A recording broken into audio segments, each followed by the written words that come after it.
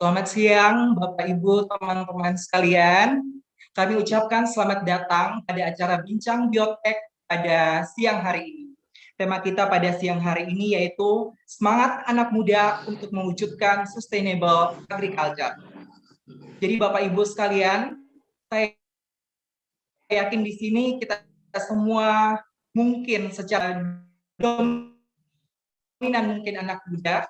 Secara usia mungkin kita tidak muda lagi, tapi saya percaya bahwa semangat kita masih memiliki semangat anak muda untuk menciptakan bagaimana kejayaan pertanian ke depan, khususnya untuk Indonesia.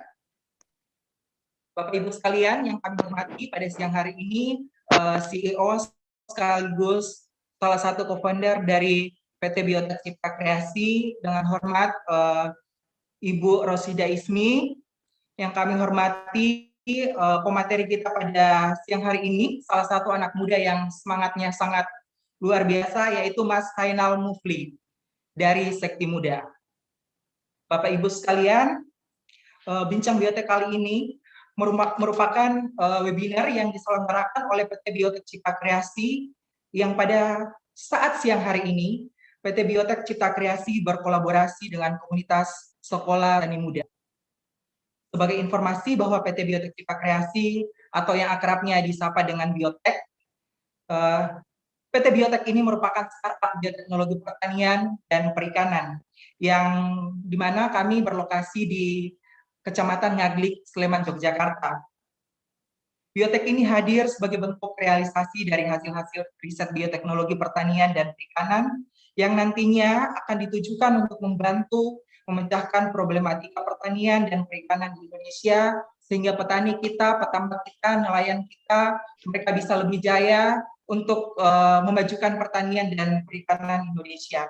Oleh karena itu, di sini kami PT Biotek hadir untuk mencoba bersama-sama menjadi solusi masalah-masalah tersebut. Untuk Bapak Ibu teman-teman sekalian, bisa menyapa kami lebih akrab dengan kami PT Biotek Cipta Kreasi. Kami sangat terbuka. Boleh teman-teman sekalian follow di IG. IG-nya yaitu @pt_biotek. Boleh follow kami di IG dan juga boleh kunjungin kami di website www.biotek.co.id. Kayak gitu Bapak-bapak sekalian, ibu-ibu dan teman-teman yang semangat pada siang hari ini. Bapak Ibu sekalian, untuk memulai bincang biotek kita pada hari ini, saya Ivan Dwinhoven akan memandu kita pada acara siang hari ini. Ada beberapa tata tertib mungkin untuk demi lancarnya, efisiennya acara kita pada siang hari ini. Yang pertama yaitu kami mohon peserta diharapkan untuk selama materi berlangsung suaranya dapat di-mute supaya nanti pemateri dapat lebih kedengaran. Yang kedua, peserta diharapkan mengikuti webinar ini hingga akhir acara dan mengisi presensi kehadiran yang disediakan pada akhir acara sebagai syarat untuk mendapatkan e-sertifikat.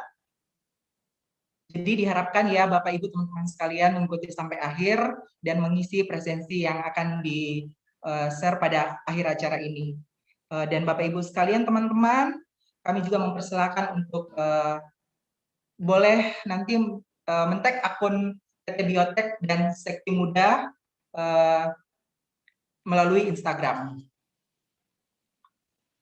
Adapun susunan acara kita pada siang hari ini, yang pertama pembukaan, dilanjutkan dengan pembicara pertama dari Mas Mufli, selanjutnya pembicara kedua, dan diskusi tanya jawab, serta penutupan pengumuman door prize dan dokumentasi. Kami tambahkan Bapak Ibu sekalian nanti dalam proses paparan dari pemateri, Bapak Ibu sekalian boleh bertanya, boleh langsung nanti tulis saja di kolom komentar, nanti kami moderator akan memandu untuk proses sesi tanya jawab. Oke, untuk itu kita langsung aja memulai bincang biotek kita pada siang hari ini. Dengan hormat kami persilakan untuk pembicara pertama Mas Hainal Mufli. Mas Zainal Mufli ini adalah salah satu pemuda yang bergerak di bidang pertanian yang semangatnya untuk pertumbuhan sustainable agriculture. Dia nanti akan berbagi bagaimana pertanian tersebut, kita mau membawa kemana pertanian ini, sehingga dia tetap sustainable sampai sepanjangnya. Untuk Mas Mufli kami persilakan. Halo teman-teman semua, selamat siang. Terima kasih pada Mas Ivan selaku moderator yang telah memberikan waktu pada saya. Yang saya hormati Ibu Rosida Ismi selaku CEO dan co-founder dari PT Biotek Cipta Kreasi yang sudah membuat event yang begitu keren. Saya nggak nyangka Mas bakal sebanyak ini partisipasinya.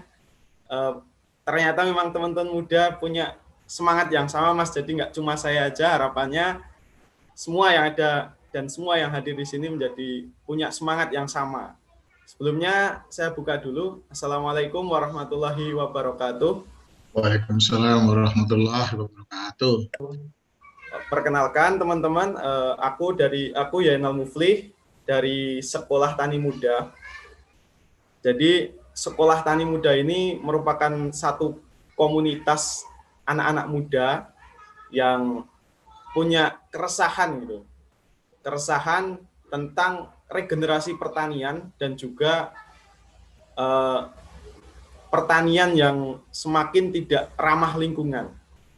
Itu yang menjadi poin di Sekolah Tani Muda.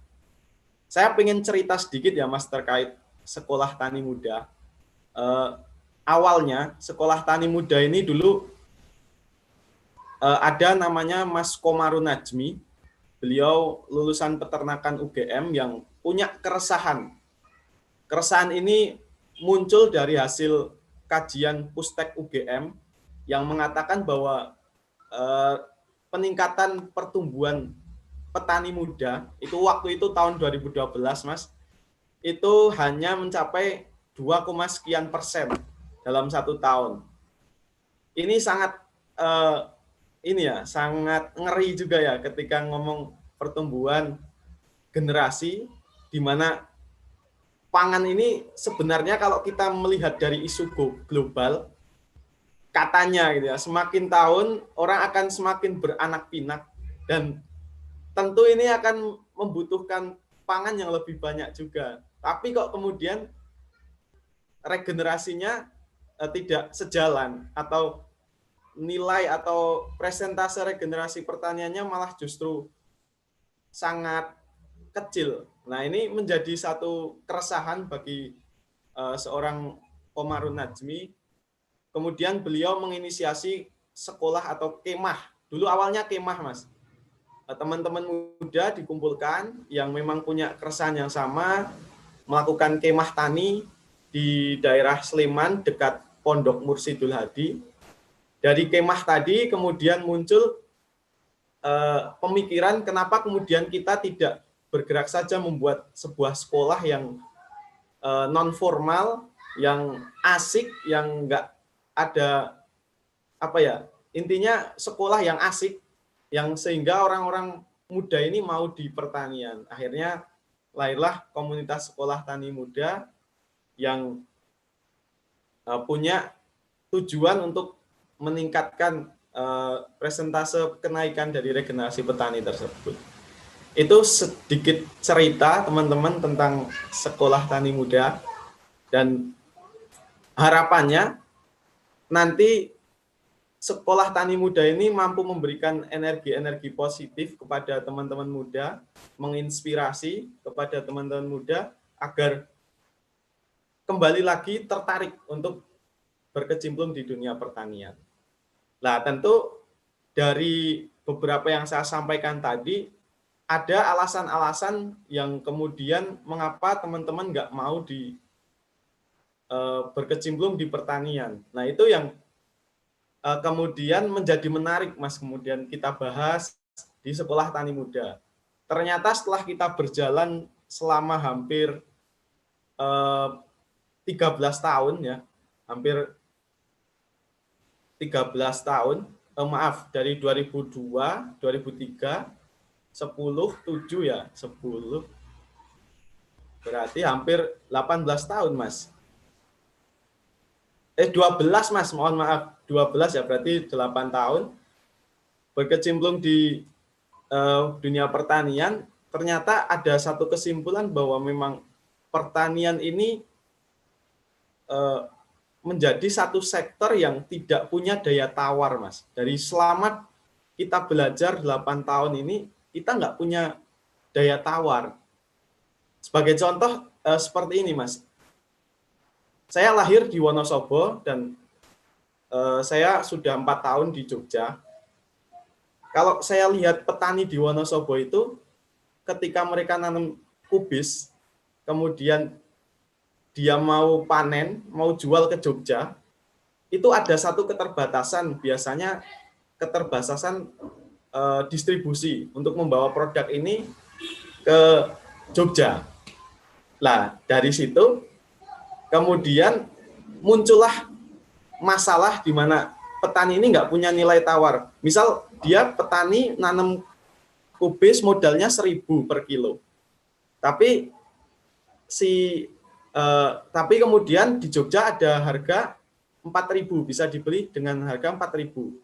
Tapi karena ada keterbatasan, tidak punya alat untuk membawa ke Jogja, akhirnya dia nggak bisa nolak ketika ada tengkulak gitu ya, kita bilang yang mau membawakan produknya memberikan harga 800 perak. Nah, di situ kita nggak punya nilai tawar.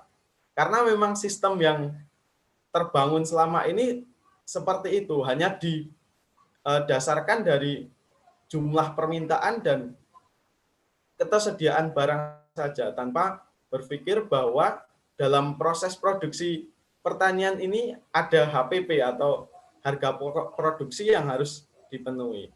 Sehingga anak-anak muda termasuk saya juga berpikir 2 kali untuk terjun ke pertanian. Loh, bagaimana aku bisa hidup dari pertanian? Itu salah satunya. Kemudian ada kritik juga yang kemudian keluar atau muncul dari teman-teman bahwa ternyata selain kita tidak punya daya tawar, juga ternyata memang kita tidak terlalu mendapat support dari negara gitu, dari pemerintah gitu kan, bahwa harusnya kemudian ketika kita tidak punya nilai daya tawar, itu yang perlu diperbaiki adalah bagaimana kita bisa menjadi punya nilai tawar. Nah, kemudian dari dari beberapa yang saya sampaikan tadi, teman-teman punya inisiasi, teman-teman punya rencana untuk membangun sebuah distribusi yang tertutup. Teman-teman biasa nyebutnya itu Community Support Agriculture atau CSA, di mana nanti ada satu sistem distribusi antara konsumen dan produsen. Konsumen adalah suatu komunitas, kemudian yang mensupport produsen, di mana distribusi ini tertutup dan benar-benar disepakati dari kedua belah pihak ini. Dari proses produksi dan distribusi ini ada share profit dan juga share resiko. Nah, hal ini yang kemudian hilang dari kita. Biasanya ya udah, yang penting kita beli aja, kita jual aja tanpa ada share profit dan juga share resiko. Nah, ini menjadi satu gerakan-gerakan yang dilakukan oleh Sekti Muda. Saya boleh izin share screen sedikit ya, Mas? Boleh, monggo Mas. Ya. Oke.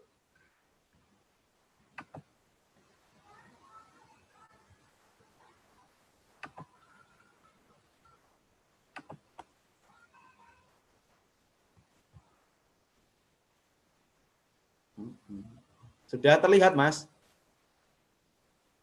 Masih hitam. Ya, oke. Siap, udah. Sudah. Oke, ya. Lanjut, Mas.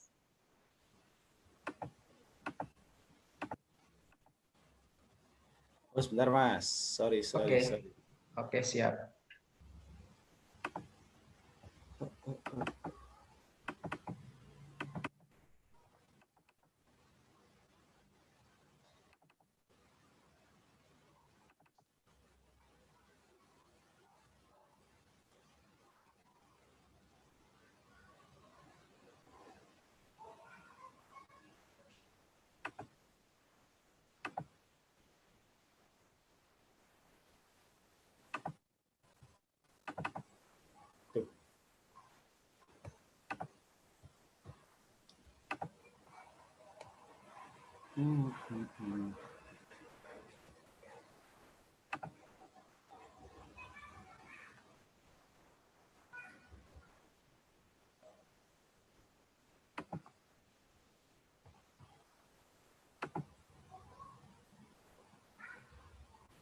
Oke. Belum terlihat ya, Mas? Belum, Mas, belum. Oke, ini saya Coba pengen share diulang. sedikit, ada beberapa kegiatan yang dilakukan di Sekolah Tani Muda, Mas. Iya benar, ini udah ada yang nanya juga.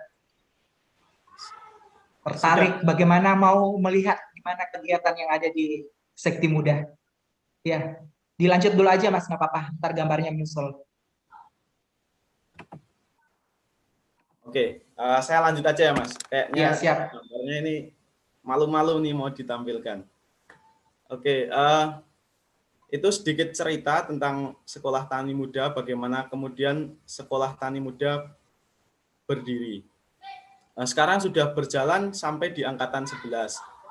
Saya menjadi salah satu fasilitator di Sekolah Tani Muda yang banyak mengambil peran di bagian koordinator lapangan atau lebih ke koordinator kebun. Jadi dalam satu siklus kelas yang kita buat, itu ada 10 kali pertemuan di dalam setiap weekend. Jadi kurang lebih berjalan selama 2,5 bulan. Jadi ada 5 kali untuk kita belajar bareng di dalam satu kelas, kemudian 5 kali kita melakukan kunjungan kepada praktisi-praktisi. Kemudian di situ ada yang menarik dari sistem pembelajaran yang dilakukan di Sekolah Tani Muda, Mas. Jadi ada prinsip kesetaraan, di mana ketika kita membuat satu kesepakatan kelas, kita akan buka kelas, kemudian ada peserta yang gabung, itu di dalam satu forum, entah itu fasil maupun kita sebutnya fasil sebagai orang teman-teman yang memfasilitasi dan juga peserta, itu punya satu kesetaraan untuk menentukan arah dari pembelajaran yang kita lakukan. Mungkin itu sedikit yang bisa saya ceritakan tentang Sekolah Tani Muda.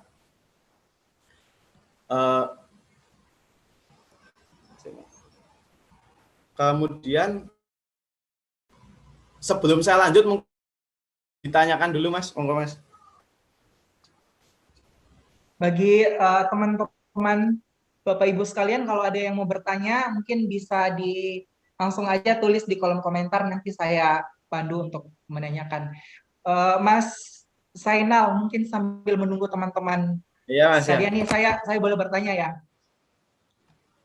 Nih, Ya, Mas. saya tuh penasaran, tadi kan dibilang ada kelas gitu ya, yang tiap minggu ada kelas, ada fasilitator.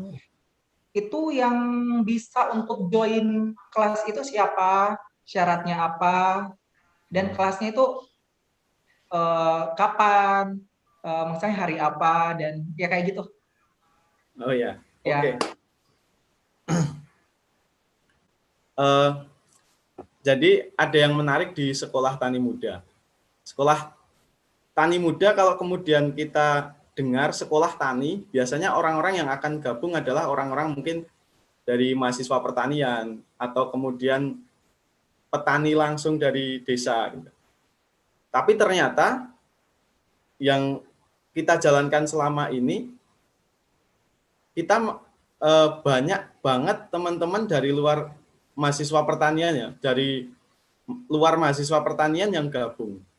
Nah, ini menjadi satu sesuatu yang menarik, Mas, karena kita dapat melihat sisi pertanian dari banyak sudut pandang. Misal ada teman-teman dari hukum, ada dari Visipol gitu kan, ada dari pendidikan gitu. Nah, di situ kita berkumpul bareng untuk melihat bagaimana menciptakan satu pendidikan pertanian yang bisa diterima oleh anak muda untuk saat ini. Nah, di situ menjadi sangat menarik ya, Mas, karena sebagai contoh di angkatan 11 dan angkatan 10, 9, itu bahkan untuk jumlah peserta yang gabung atau peserta dari mahasiswa pertanian itu tidak sampai 30%, Mas. Banyak dari latar belakang di luar pertanian. Ini menjadi satu berita baik juga sebenarnya, karena ternyata banyak orang-orang yang masih mempunyai ketertarikan untuk bergabung di pertanian. Itu, Mas. Terus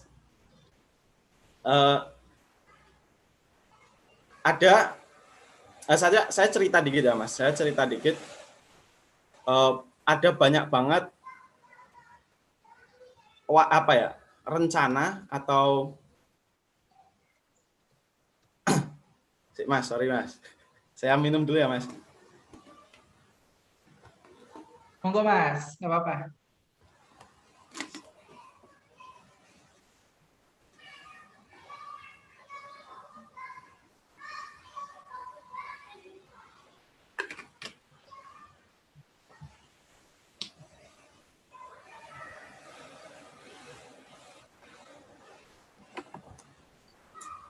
Ya, saya lanjutkan, Mas. Jadi di Sekolah Tani Muda ini banyak banget teman-teman yang bergabung dari background atau latar belakang di luar pertanian. Hal ini menjadi satu hal yang menarik karena kemudian kegiatan-kegiatan Sekolah Tani Muda itu tidak hanya terfokus pada sektor distribusi saja. Misal kita digabung ada teman yang bergabung dari teman-teman ekonomi gitu. Akhirnya kita membuat satu silabus atau membuat satu kerangka pembelajaran yang didasarkan dari sektor-sektor ekonomi, bagaimana pertanian itu menjadi punya nilai ekonomi sehingga teman-teman muda mampu atau mau untuk berkecimpung di situ. Kemudian ada juga dari sisi-sisi politik. Ternyata ada nih. Jadi sebenarnya tidak cuma sisi produksi aja nih yang harus kita benahi.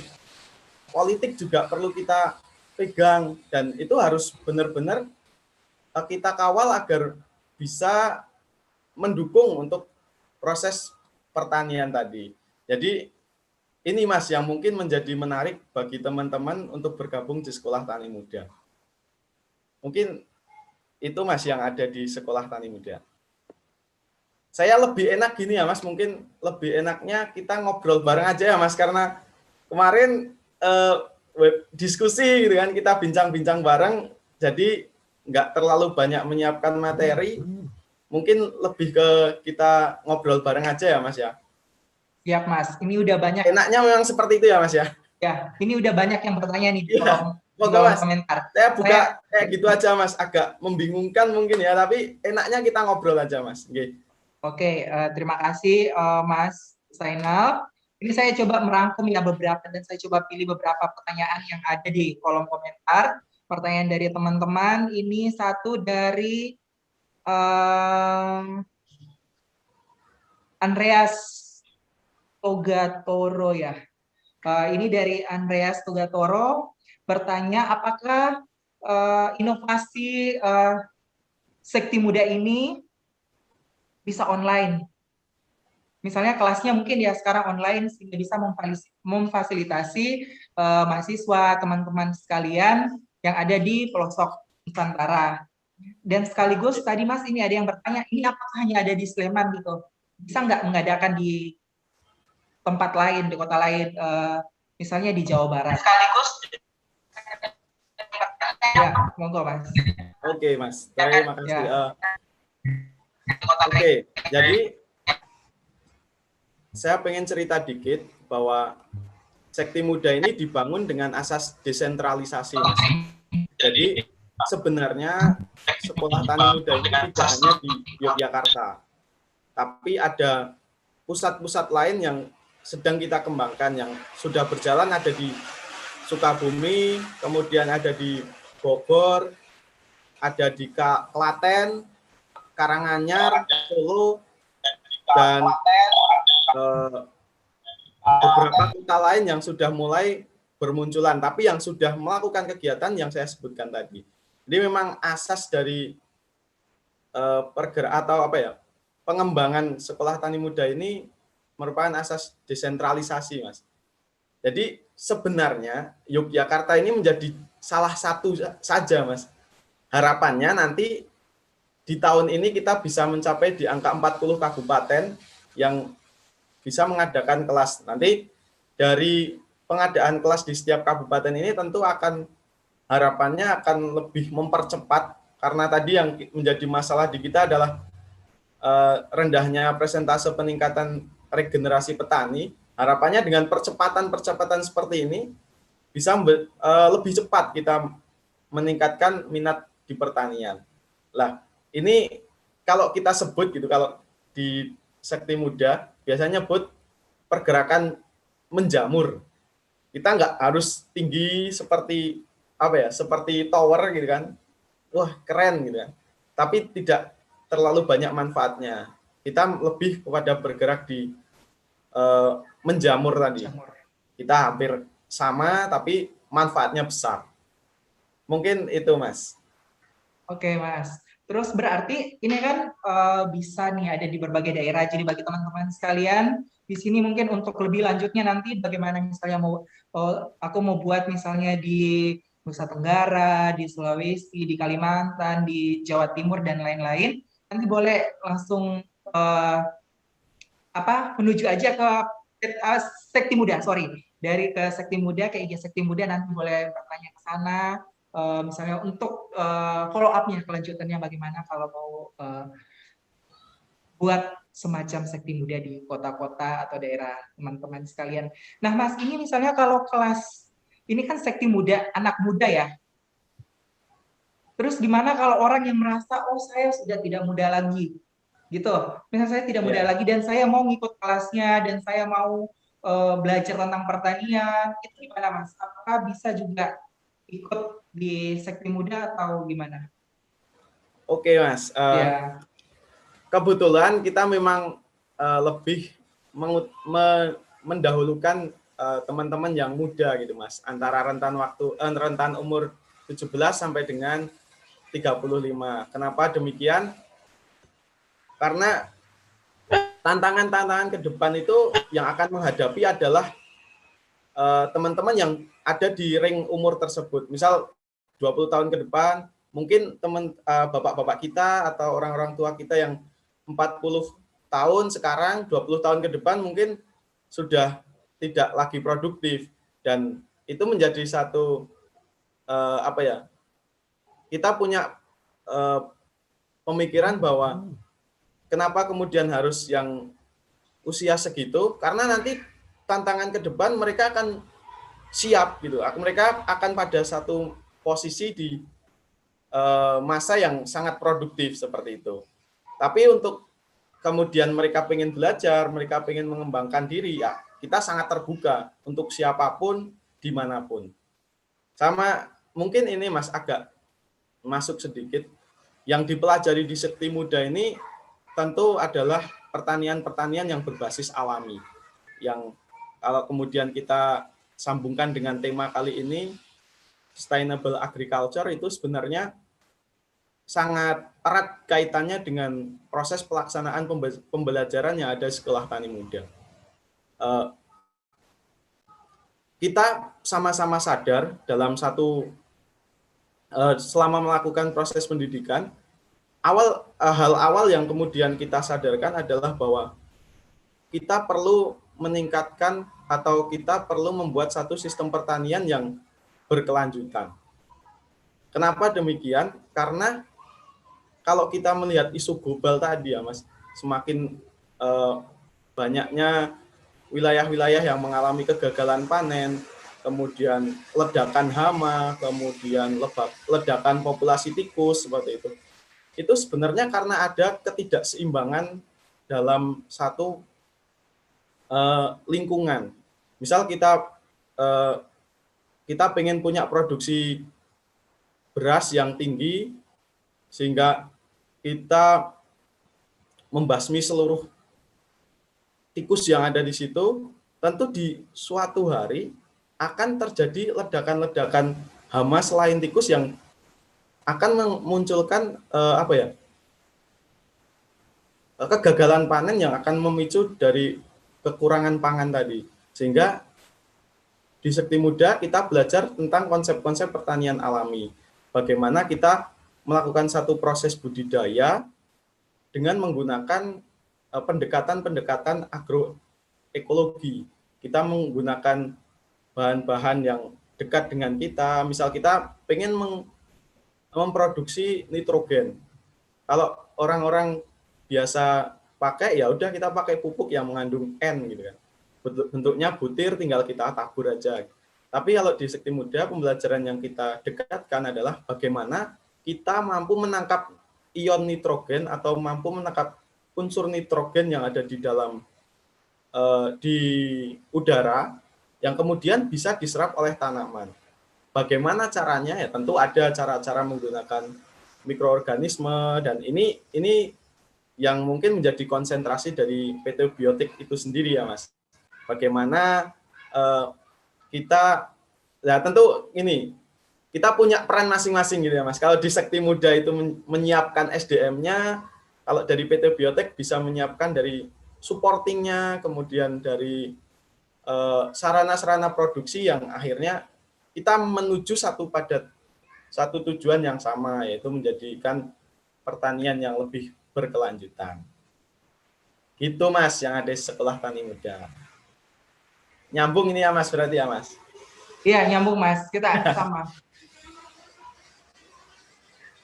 Ini banyak pertanyaan Mas ya. Ya Mas, lanjut kita diskusi mawon Mas. Ini sebagian besar hampir sama sih pertanyaannya, menanyakan bagaimana cara masuk komunitas Sekti Muda. Ya. Jadi sebagian besar udah terjawab juga ya. Jadi Mas, ini di Sekti Muda berarti ada belajar bagaimana distribusinya dalam pertanian. Contoh misalnya, contoh materi yang adakan di kelas itu contohnya apa Mas? Misalnya garis besar secara general, contoh judul apanya, bahasannya kira-kira apa Mas? Iya Mas. Oke Mas, jadi kita mempelajari pertanian dari hulu sampai hilir ya Mas. Dari mulai bagaimana kita mengenal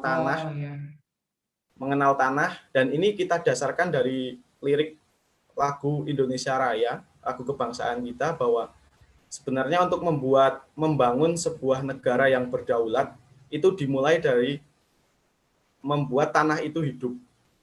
Bagaimana membuat tanah itu hidup? Yaitu dengan memasukkan banyak unsur hara atau unsur mikroorganisme di dalam tanah sehingga tanah itu hidup.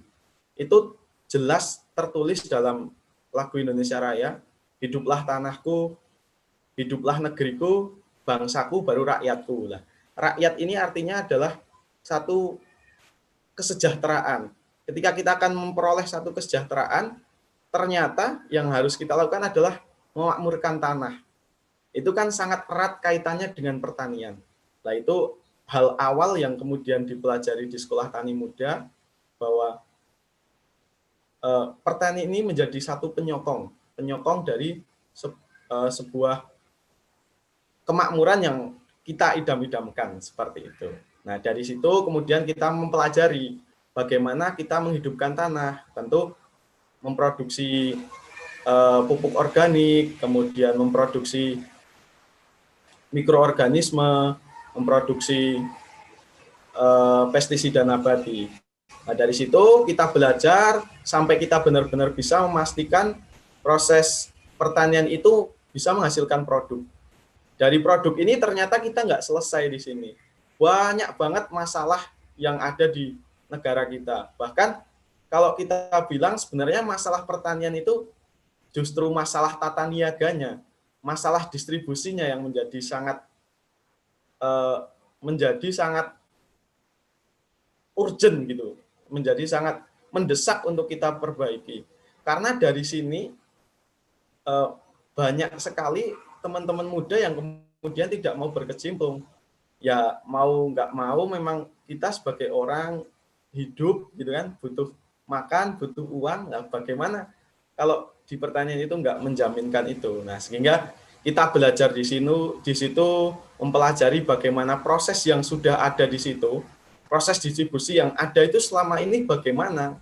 Ternyata memang ada rantai pasar yang sangat panjang dan itu tidak terbuka, kita tidak tahu. Misal kita panen nih, kita nggak tahu nih siapa yang akan makan panenan kita.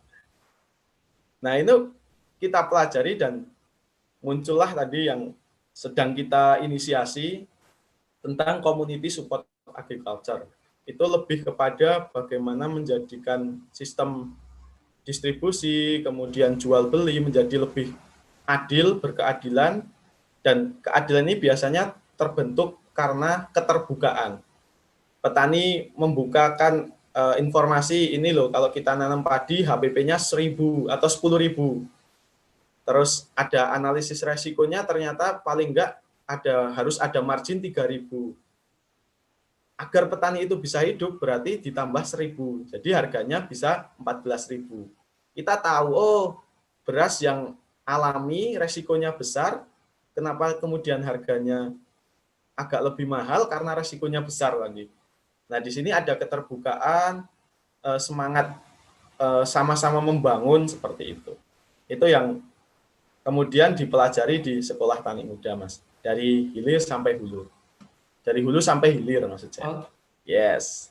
Oke, Itu, siap. Mas. Mungkin Mas, ini ada tadi permintaan dari teman-teman peserta bincang biotek kita pada siang hari ini. Mungkin kalau bisa Mas Zainal share screen, coba mungkin gambar-gambar, beberapa gambar-gambar kegiatan dari Sekti Muda. Kita coba lagi ya. Penasaran? Oke, kita coba lagi ya, Mas. Ini soalnya sudah tak siapkan juga. Sayang juga kalau nggak tak di-share, Mas. Iya, coba dulu aja, Mas, kalau bisa. Ya. Oke, siap. Dia ada beberapa ini ya, dokumentasi kegiatan-kegiatan kita, baik itu di lahan, kemudian kunjungan, itu ada ini, teman-teman. Oke, foto, yes.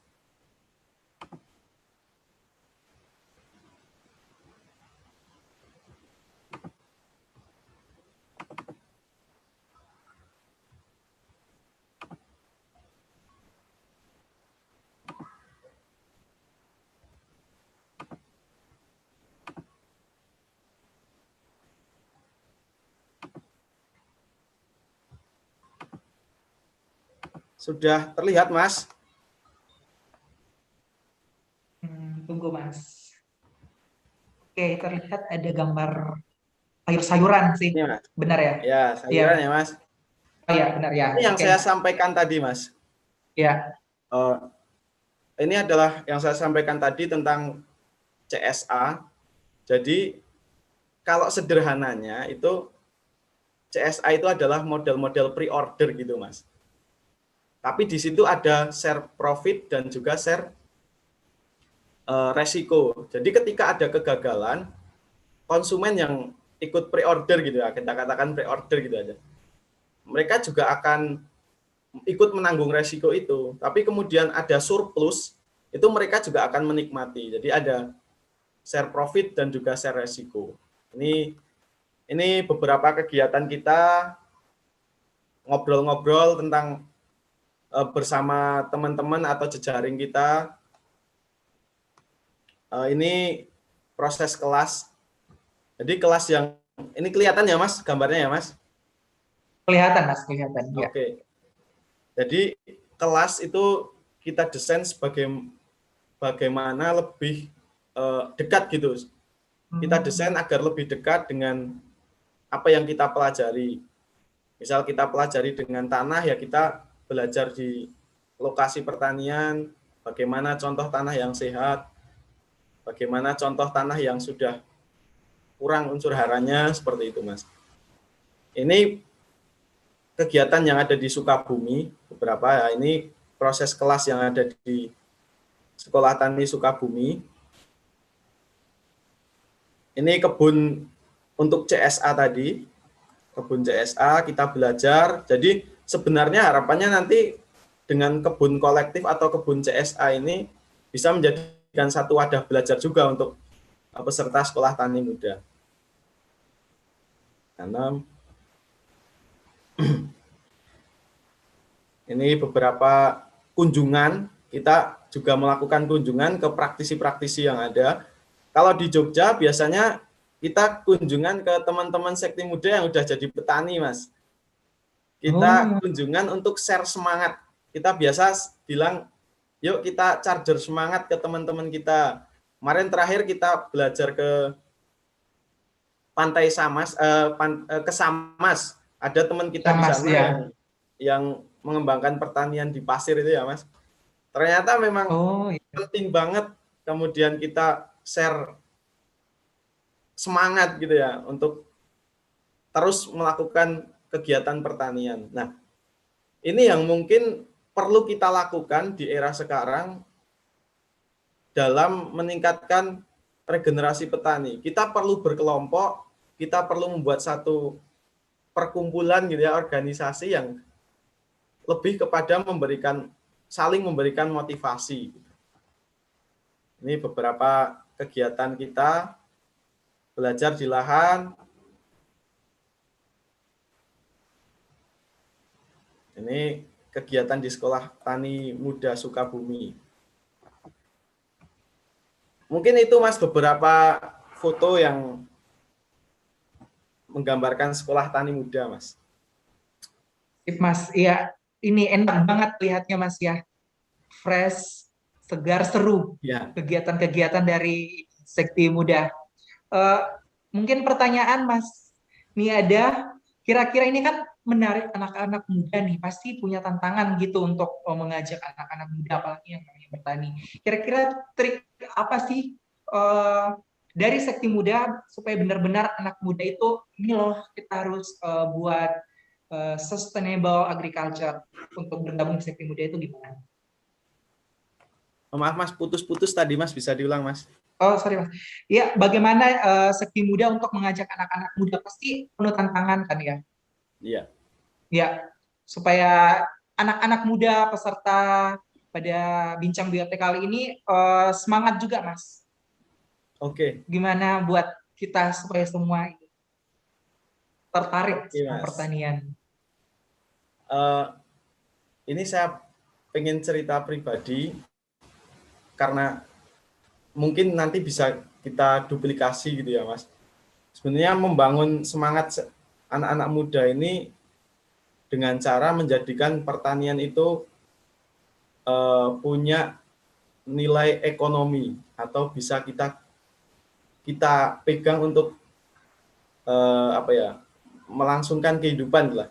Karena sejauh ini yang ada di mindset kita adalah pertanian itu kusut, kalau ngomong kasar ya kere gitu ya Mas, nggak punya uang gitu kan. Lah, bagaimana kita mampu menciptakan pertanian ini lebih istilahnya punya nilai ekonomi tadi Mas, sehingga teman-teman akan tertarik di sini. Nah, ini yang menjadi tantangan kita. Nilai ekonomi ini tidak kemudian kita melakukan proses budidaya yang sekarpe dewe gitu ya Mas, dengan tanpa memperhatikan lingkungan, karena itu justru akan waktu yang akan mendatang kita akan panen krisis juga. Jadi membuat pertanian menjadi punya nilai ekonomi dan juga menjadikan pertanian itu lebih sustain, lebih berkelanjutan. Iya. Jadi itu yang harus kemudian kita buat atau kita siapkan untuk ke depan teman-teman muda bisa bergabung. Nah, ini tugas siapa? Ya tentu tugas kita semua. Tugas teman-teman yang hadir di sini ya membuat bagaimana pertanian menjadi satu sektor yang kemudian dilihat dari banyak anak muda. Karena kalau saya gerak sendiri, Sekti Muda gerak sendiri, PT Biotek gerak sendiri, ya itu nggak akan ketemu satu jawaban dari atau jawaban yang menyelesaikan masalah, tapi kita harus melakukan dengan bersama-sama, mulai dari diri kita sadar bahwa tidak seburuk itu pertanian, mindset yang kita buka dulu, tidak seburuk itu pertanian dan tidak semengerikan itu.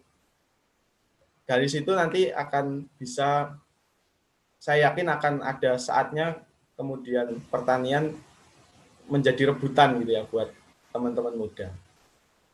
Karena kalau saya ngutip sedikit dari Pak Soekarno gitu ya, nantinya itu negara yang akan berdaulat itu negara yang punya pangan, Mas. Itu yang harus kita benar-benar pegang. Kalau kemudian kita membiarkan pertanian ini dilewatkan oleh generasi muda, membiarkan pertanian ini istilahnya menggunakan metode-metode yang tidak berkelanjutan, ya nanti akan krisis SDM dan juga krisis tanah, krisis lahan, krisis lingkungan, yaitu akan jadi negara yang tidak berdaulat tadi. Nah, itu perlu kita siapkan. Di mana kalau kita lihat di tahun 2030 kita akan masuk di masa bonus demografi, di mana nanti teman-teman muda ini akan sangat banyak, akan orang-orang yang ada di fase produktif ini akan sangat banyak. Ketika kita tidak kita siapkan dari sekarang, ya itu justru akan jadi bumerang untuk negara kita. Kita perlu siapkan itu, dan tugas siapa gitu kan? Ya tugas kita semua sebagai anak muda harus sadar dulu. Kita harus sadar besok kita akan mengalami fase itu. Apa peran yang harus aku lakukan? Apa yang peran yang bisa aku berikan gitu. Jadi harus mulai memikirkan peran kita di masa yang akan datang. Dan pertanian harapannya menjadi salah satu rujukan peran kita sebagai anak muda di masa yang akan datang. Mungkin itu, Mas. Ya, Mas, ini ada pertanyaan terakhir kali ya, mungkin tinggal Ya, beberapa Mas. menit. Ini ada dari Ibu Sumiati. Pertanyaannya, dalam praktek apakah sudah ada demplot percontohan yang dilakukan peserta yang menggambarkan sustainable agriculture di Sekti Muda ini? Mungkin bisa menggambarkan demplotnya, tanaman apa dan hasilnya bagaimana? Dan penanganan pasca panennya terkait CSA tadi. Oh, iya. Ada nggak, Mas, dari Sekti Muda demplot percontohannya? Oke. Oke, Mas, saya jawab ya, Mas. Ya. Jadi dari sekolah tani muda ini biasanya ketika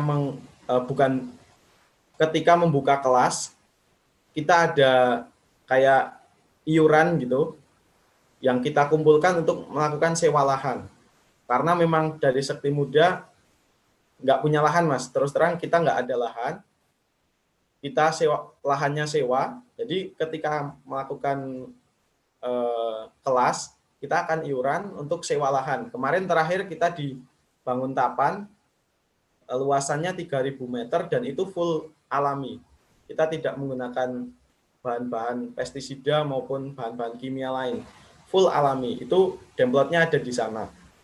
Kemudian untuk hasilnya memang kita rasakan sendiri. Jadi kemarin hasil yang sudah kita tanam itu kita konsumsi sendiri sebagian dan juga kita distribusikan ke teman-teman lain.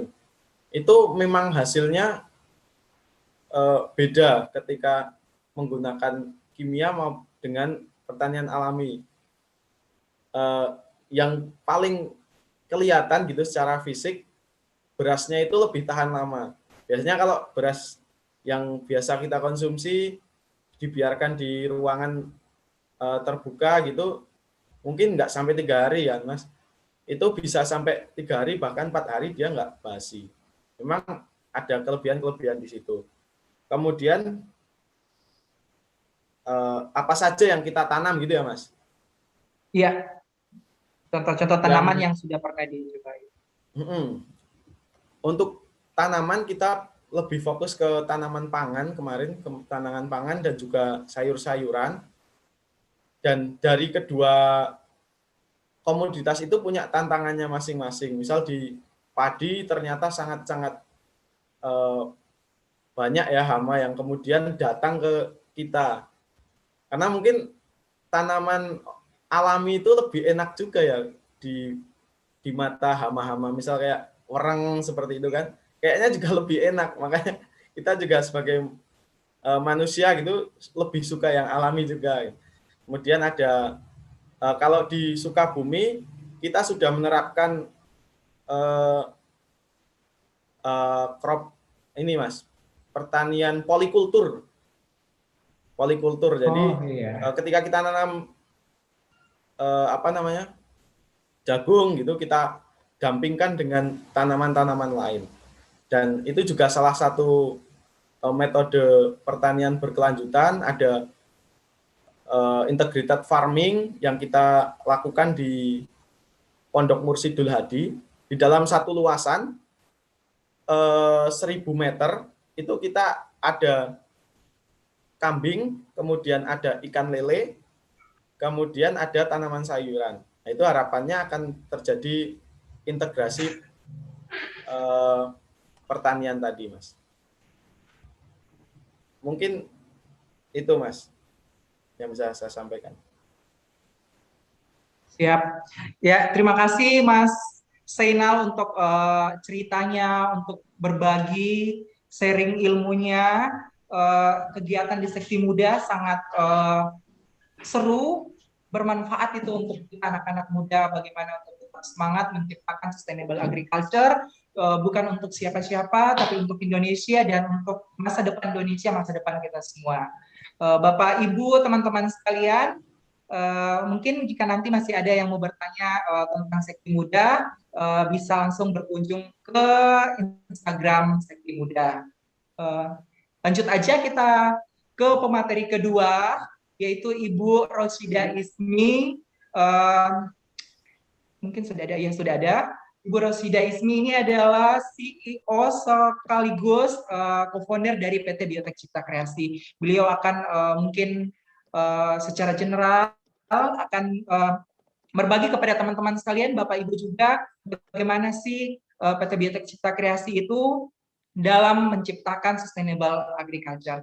Mungkin kepada Ibu Rosi kami persilakan. Oke, selamat siang menjelang sore, Bapak Ibu. Ya, selamat siang. Oke, suara saya terdengar jelas? Jelas, Bu. Oh, jelas. Jelas. Mohon maaf, ya, tadi ada sedikit gangguan dengan jaringan. Oke, terima kasih Mas Ivan, terima kasih Mas Zainal. Tadi sangat menarik sekali. Dan memang untuk ke depan kami akan ada kolaborasi nantinya yang akan kami lanjutkan dengan Tani Muda karena sangat menarik ya ini relasinya dengan petani-petani kita. Oke, selamat siang menjelang sore. Jadi perkenalkan saya Rosida, biasanya dipanggil Rosi. Saya adalah untuk saat ini saya sebagai CEO dari PT Biotek Cipta Kreasi. Yang mana ini merupakan startup yang kami bangun dengan teman-teman yang ada di pertanian. Dan untuk inisiasi awalnya nanti kami akan cerita gimana sih kok bisa Biotek ini menjadi sebuah startup, menjadi sebuah PT, terus kemudian apa sih yang sudah kami lakukan di sini.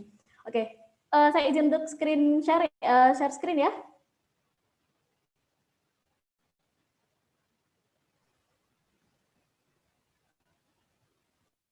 Oke, apakah sudah terlihat? Bapak Ibu untuk screen-nya? Ya, terlihat. Ya, Oke, ya bisa sudah lihat. full screen dulu.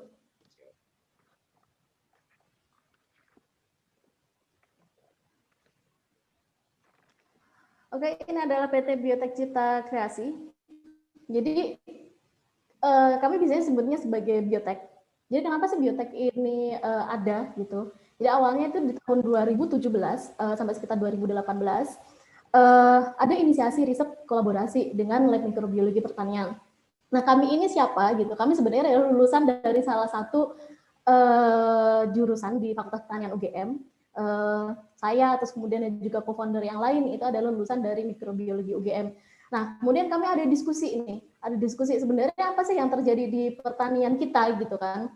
Nah, ternyata setelah kita melihat kondisi lapangan, terus kemudian kita hubungkan juga dengan riset-riset yang ada di kampus gitu, karena memang untuk di mikrobiologi pertanian ini kami lebih difokuskan untuk meriset, jadi untuk di laboratorium, untuk mencari seperti yang sudah disampaikan oleh Mas Zainal tadi, nyari ini nih untuk menghidupkan tanah tuh gimana sih gitu.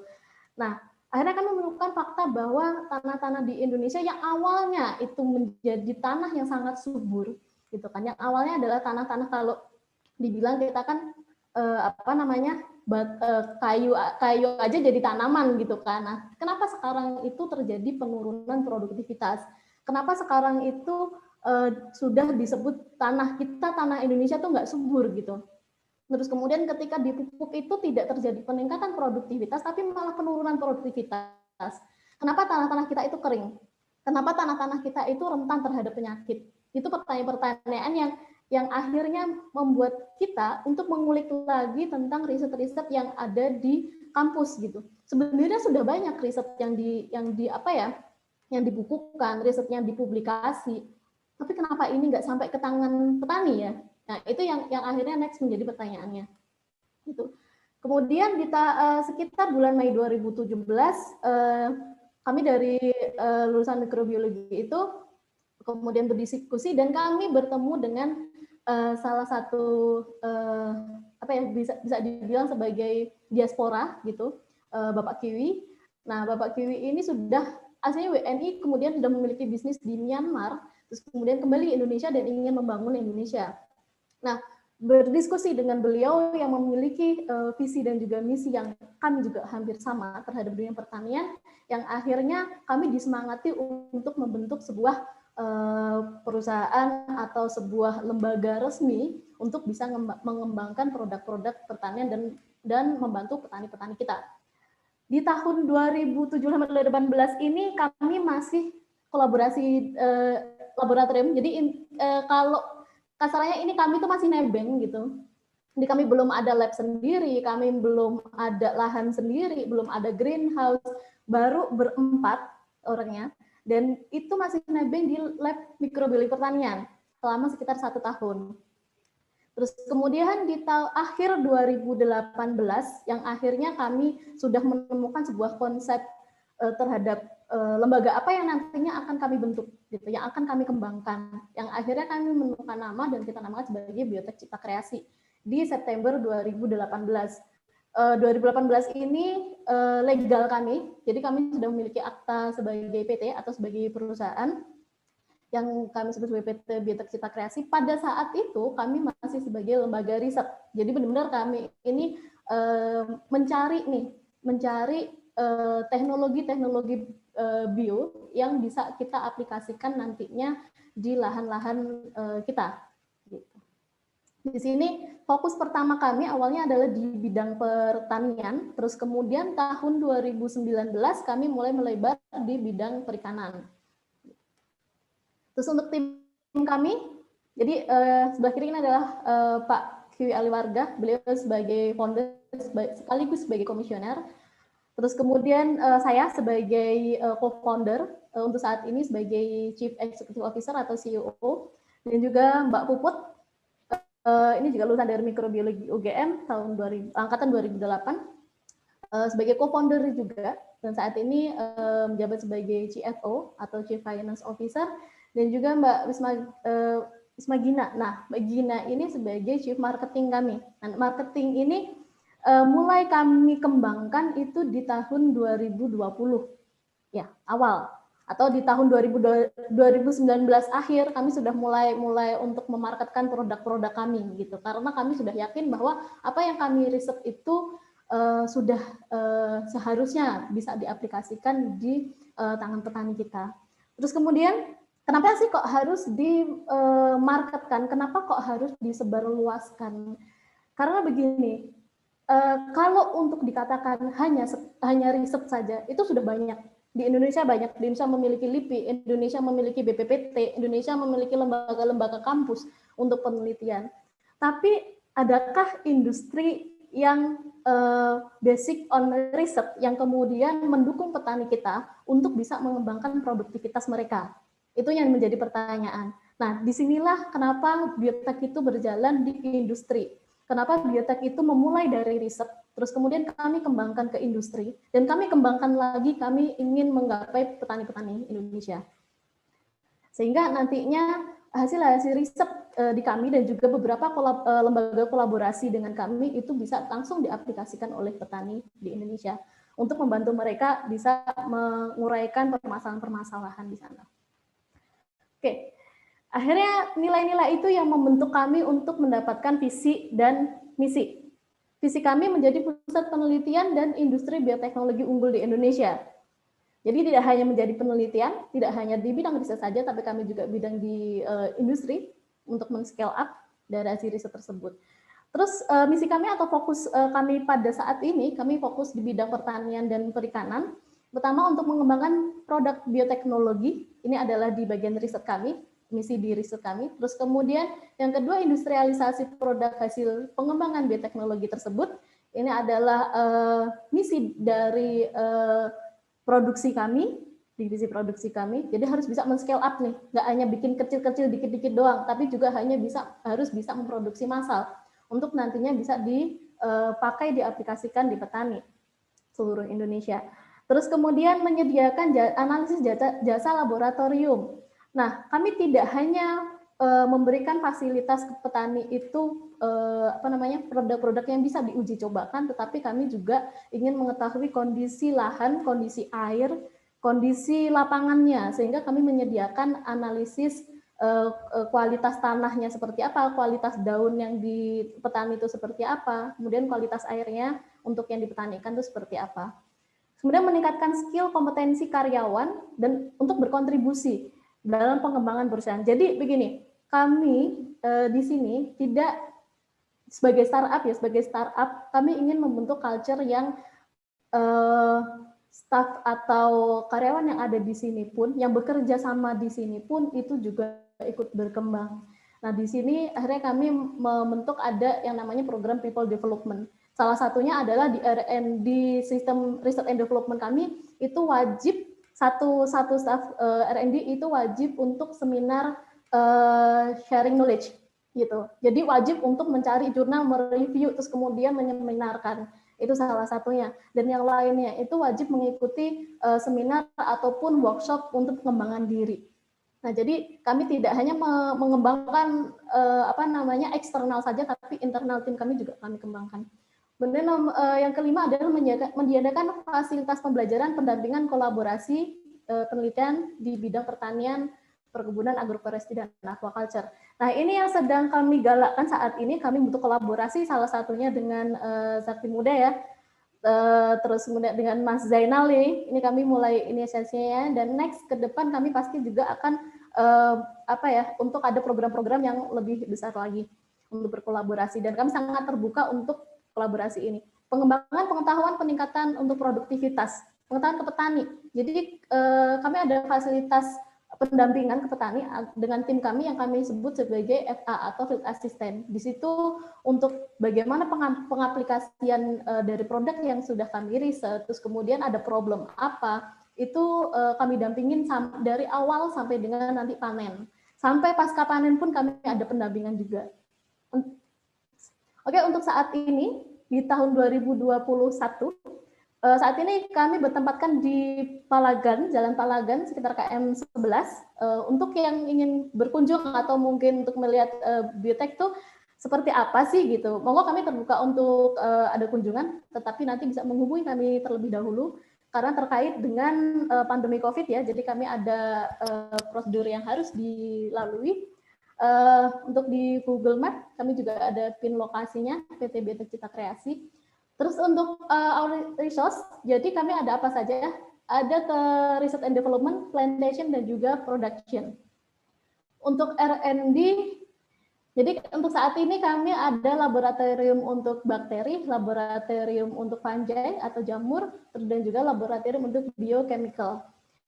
Nah, untuk gambarannya laboratoriumnya seperti ini. Jadi ini dalam satu gedung itu, satu ruangan gitu, terus kemudian dipisah jadi 3 lab ini. Terus kalau dikatakan, kok udah punya lab bisa-bisa ya, perjuangannya panjang. Jadi kami di tahun 2017-18 itu kami harus nebeng gitu kan, labnya kita nggak punya lab, kita nggak punya alat, kita nebeng kerjasama dengan Fakultas Pertanian. Terus kemudian dan salah satu konsultan penelitian kami juga adalah dosen mikrobiologi pertanian. Jadi kami di situ benar-benar nebeng, bahkan untuk beli bahan untuk mengembangkan bakteri ya, biasanya kan ada bahan-bahan chemical gitu. Kami pun ngebon gitu. Jadi nggak berani beli sendiri gitu. Berani karena kalau beli sendiri itu harus jumlahnya banyak, 1 kilo, 2 kilo, dan itu harganya jutaan gitu. Akhirnya kami ngebon gitu. Oke Bu, kita ngebon deh, nanti beli dikit-dikit di akhir bulan atau setelah 3-4 bulan nanti habisnya berapa. Itu perjuangan kami. Terus kemudian di tahun 2020 kami mulai menyewa tempat untuk membuat laboratorium, tapi masih kecil pada saat itu, di sekitar Jalan Magelang, seberangnya TVRI. Terus di tahun, itu 2019, kami pindahan tuh 2019, terus 2020, nah kami baru pindah ke Palagan. Nah di Palagan ini fasilitasnya lebih banyak lagi, kami ada laboratorium, ada mini factory-nya, terus kemudian ada juga kebun plantation-nya. Terus kemudian untuk yang di lab bakteria, ini apa saja yang sedang kami kembangkan? Kami mengembangkan untuk isolasi bakteri, terus kemudian mengkarakterisasi bakteri, terus uji aktivitas metabolismenya. Jadi setelah tahu, oh kita dapat bakteri ini, bakteri itu bisa apa sih, memiliki kemampuan apa? Terus kemudian ada uji antagonis, terus untuk menghitung jumlah bakteri dan juga proses fermentasi. Nah, untuk kami juga ada fasilitas juga ketika petani ikan, biasanya yang sering tuh petani ikan kita itu di airnya mengalami suatu masalah, kemudian pengecekan di sana ada penyakit apa sih? Ada bakteri yang menyebabkan penyakit atau enggak? Kami juga ada fasilitas seperti itu. Terus kemudian ini untuk lab jamurnya, untuk yang kami kembangkan adalah isolasi jamur, karakterisasi jamur juga, uji antagonis juga. Terus kemudian apakah hanya sampai di sini saja kita dapat bakteri terus sudah? Tidak.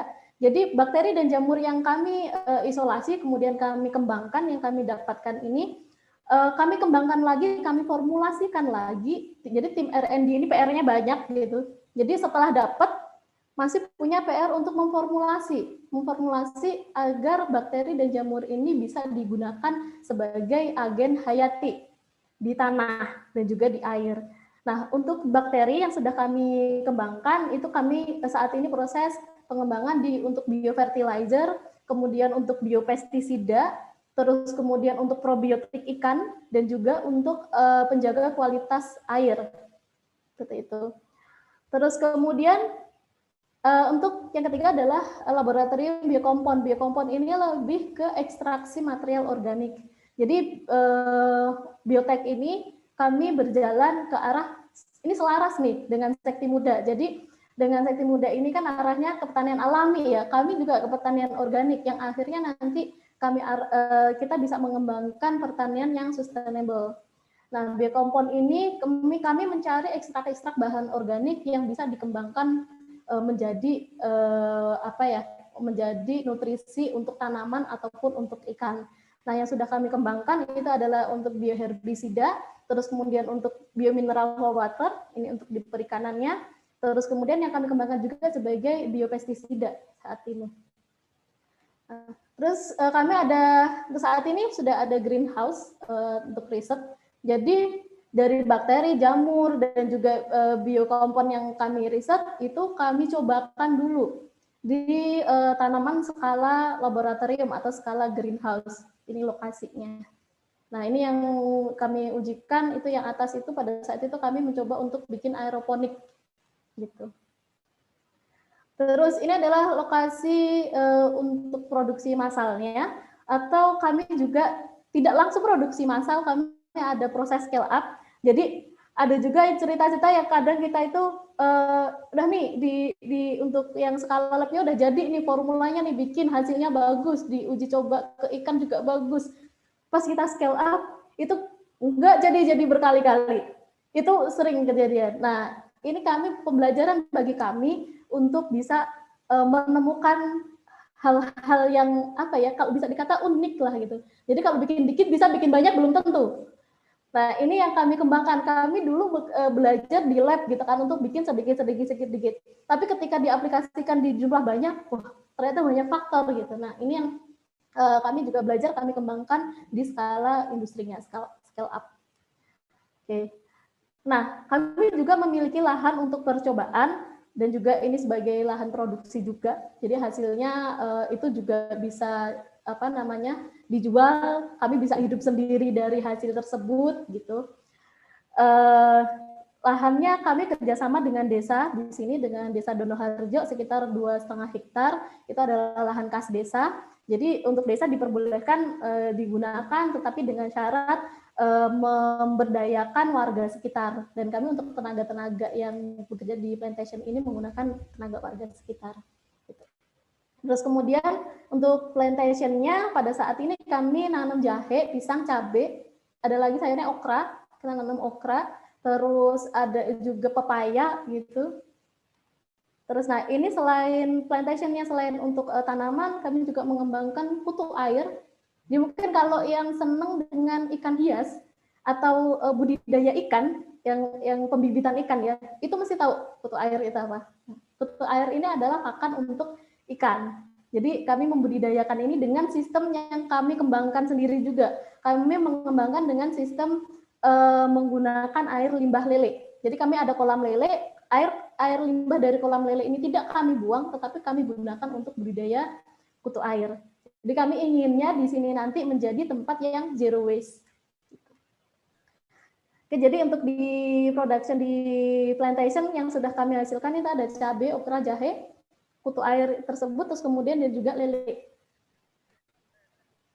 Nah, untuk Growmax sendiri, jadi ini produk-produk yang kami kembangkan dari hasil riset tersebut di tahun akhir 2019 atau kita mulai agak intens tuh di 2020 lah ya. 2020 itu kami ini memberikan nama brand yang hasil dari riset itu kami namakan sebagai Growmax gitu. Jadi produk-produk kami itu namanya brandnya Growmax semuanya.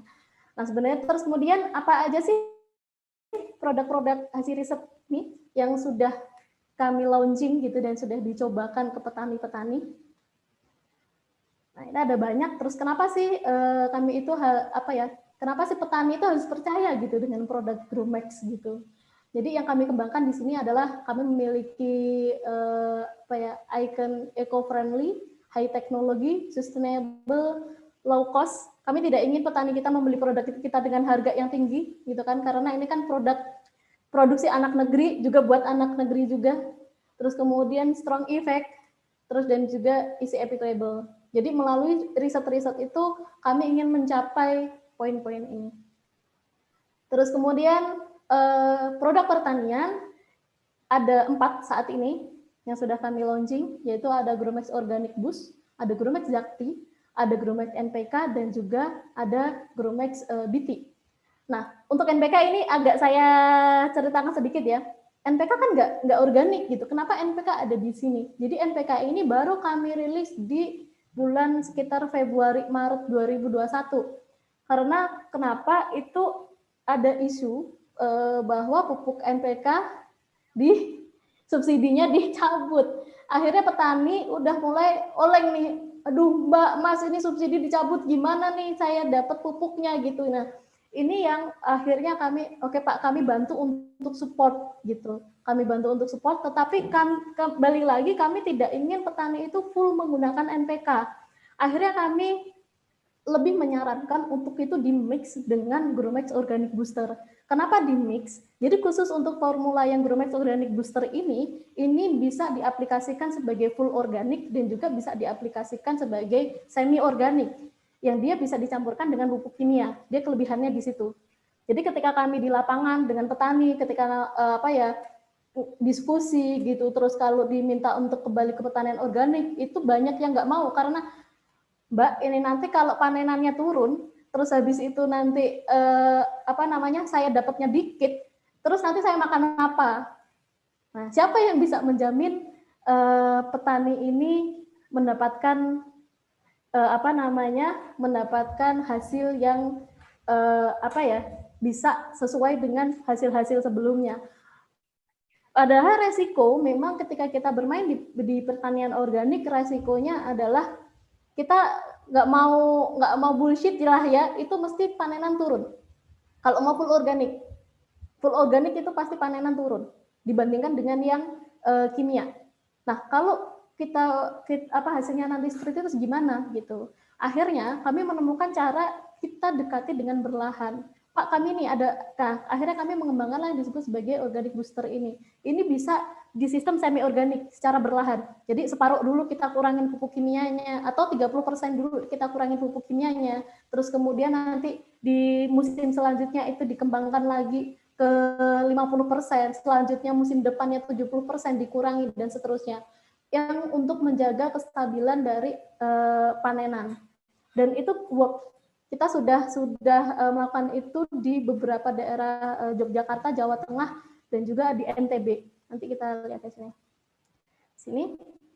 Nah, ini yang sangat baru sekali, ini tahun 2021 ini di daerah NTB. Jadi kami ada field assistant atau chief marketing kami itu ada di NTB, malahan sekarang berjuang di NTB, daerah Bima.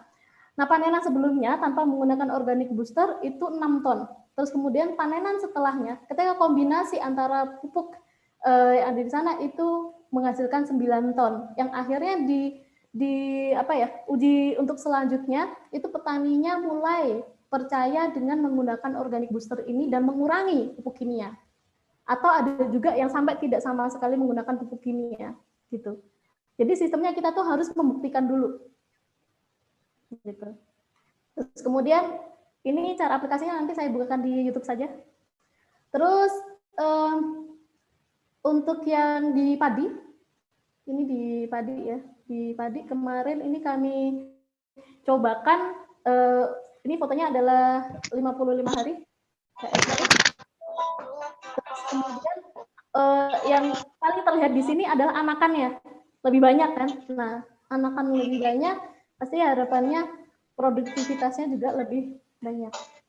Kemudian setelah dilakukan panenan ubina di padi tersebut, jadi kami melakukan demplot panenan ubinannya itu di ukuran 2,5 kali 2,5 itu hasilnya 7 kg atau kalau dikonversi ke hektar itu sekitar 11,2.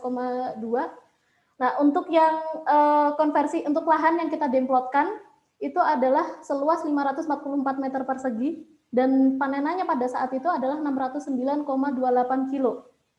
Terus untuk panenan yang sebelumnya itu dia di 409, jadi mengalami kenaikan sampai dengan 40%.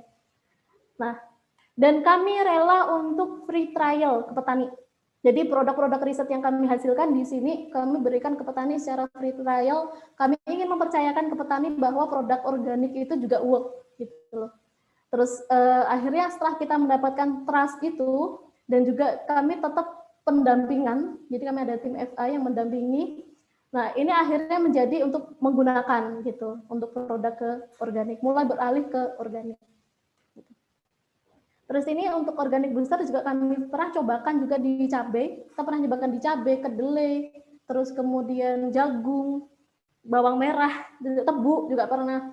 Nah, yang di jagung ini sudah terlihat dia daunnya lebih hijau, lebih segar, dan juga tinggi tanamannya lebih tinggi dibandingkan yang tanpa perlakuan. Terus yang kedua yang menjadi produk unggulan kami untuk di pertanian itu adalah Zakti. Zakti ini sebenarnya apa? Nah, ini yang agen hayati. Zakti ini adalah isinya adalah jamur, spora jamur. Jamur yang jamur mikorizа kalau sebagian besar yang di bidang pertanian mungkin sudah tahu ya, kalau jamur microrhiza itu membantu akar tanaman untuk menyerap nutrisi. Jadi apalagi di daerah-daerah yang kering.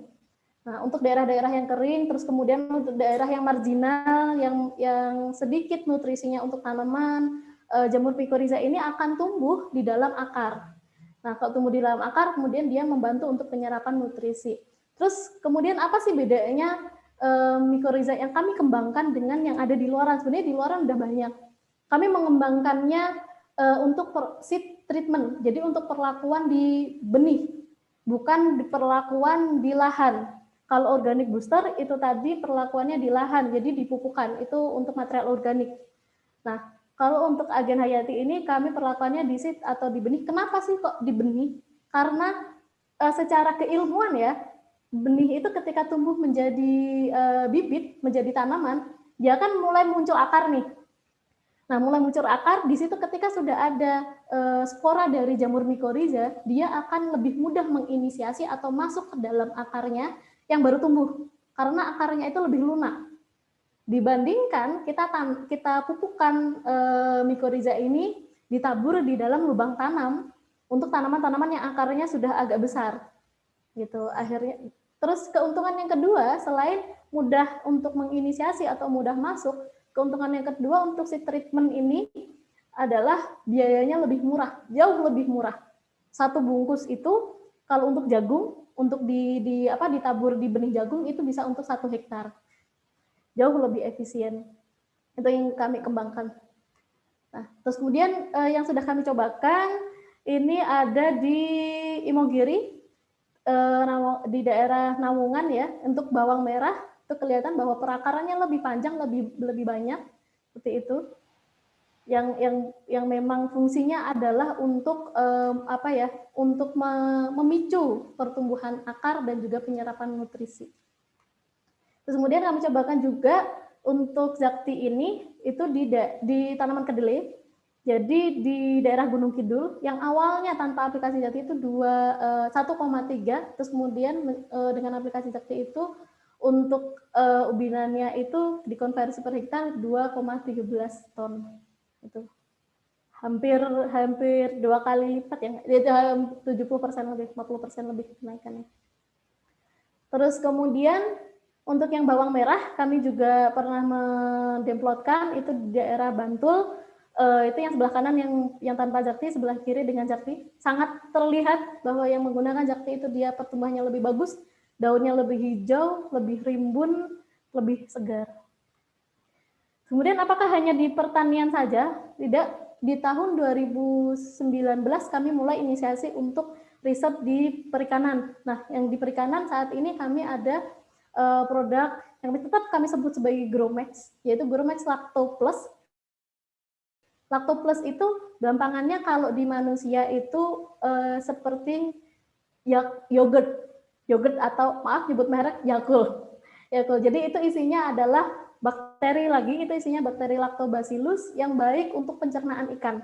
Jadi kalau ikan itu pencernaannya bagus, penyerapan nutrisi makanannya bagus, bobotnya setelah naik juga. Itu yang menjadi dasar kami kenapa probiotik ini isinya adalah Lactobacillus. Terus kemudian Neurobio ini isinya adalah bakteri Bacillus. Kenapa sih kok Bacillus? Karena Bacillus yang kami riset itu memiliki kemampuan untuk membunuh bakteri penyakit gitu. Dan ini kami fokusnya di udang. Di udang itu bakteri Vibrio yang banyak yang menyebabkan penyakit dan itu bisa menghasilkan kerugian sangat besar. Kalau udah tambah kena Vibrio udah hampir bisa dikatakan itu gagal panen kalau nggak ditangani.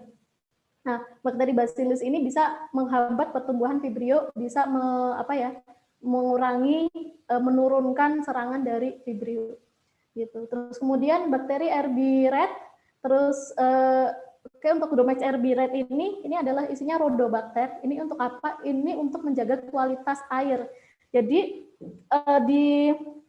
ikan itu kan hidupnya di air, dan kalau lingkungan airnya itu kurang bagus, otomatis kondisi lingkungannya juga akan mempengaruhi pertumbuhannya si ikan. Sama halnya kita manusia, kalau kita hidup di udara yang bersih sama udara yang polusinya tinggi, pasti lebih enak yang udara bersih kan.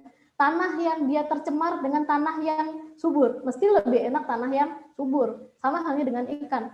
Kualitas air yang bagus itu juga akan membuat pertumbuhan ikan menjadi semakin baik.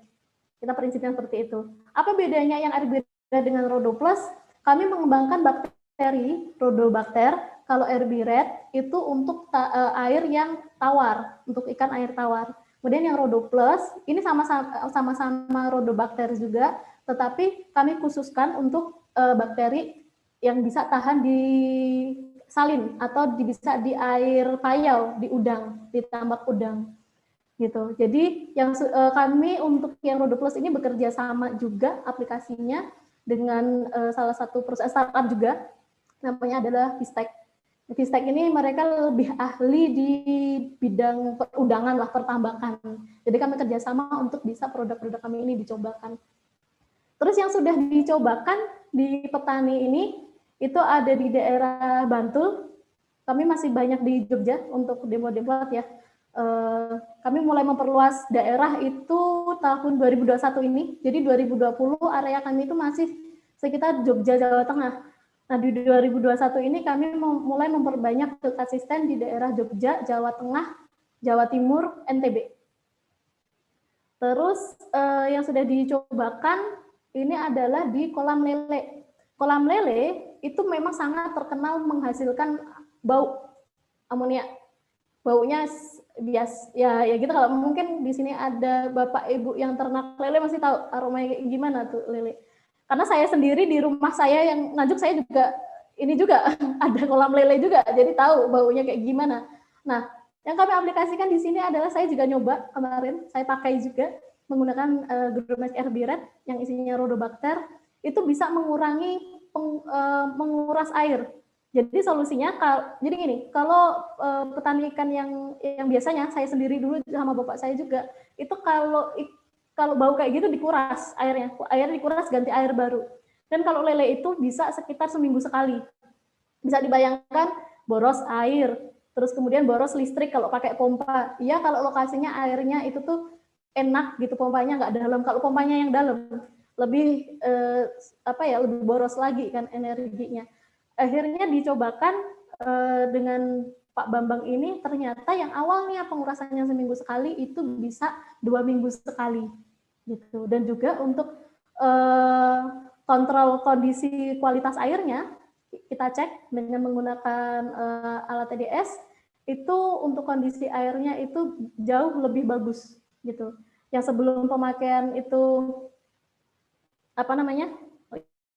untuk yang kontrol itu 279, kemudian yang Grumex itu 180, hampir separuhnya ya, hampir 2 kali lipatnya nih. Untuk TDS itu menunjukkan tingkat kotornya atau tingkat padatan yang ada di air gitu, ppm-nya itu. Terus kemudian di daerah Tajem kami juga sama, kami cobakan juga.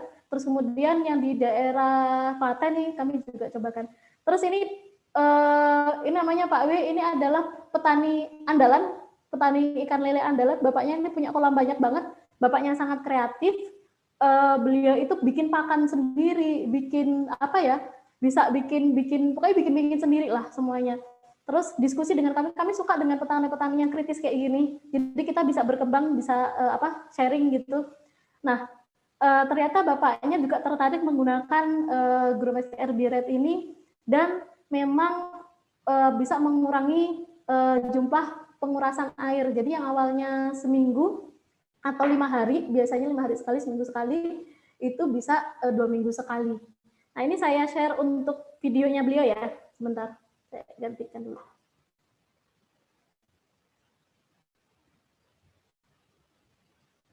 Sejauh ini ada masalah nggak untuk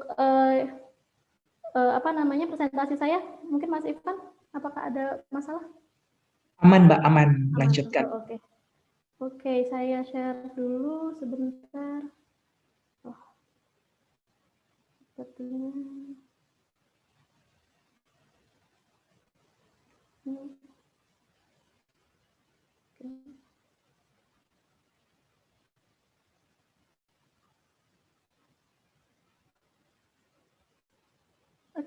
apakah sudah terlihat untuk ini sukses ternak lele? Oke, Oke. play ya. Oke, videonya sudah terlihat ya? Sudah Mbak, sudah. Oke.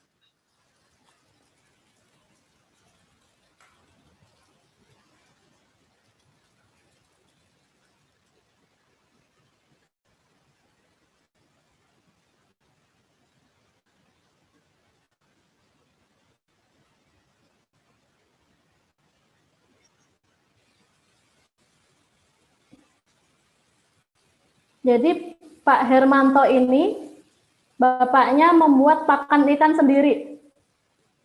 Dia bisa memproduksi pakan ikan sendiri. Kemudian jumlah kolamnya itu untuk luasannya, saya lupa ini luasannya berapa ya? Ini punya sekitar 10 sampai 20 kalau salah, 20 ikan kolam lele.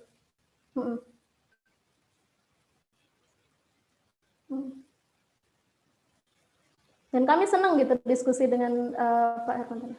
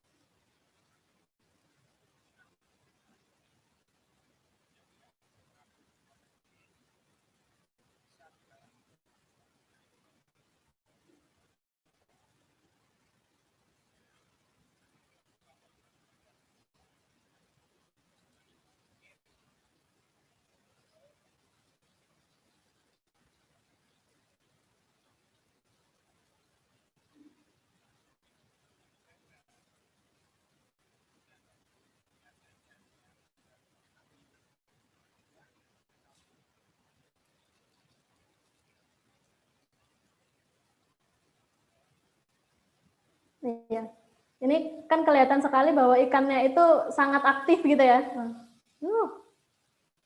Sangat sehat. Tanpa pengurasan 2 minggu.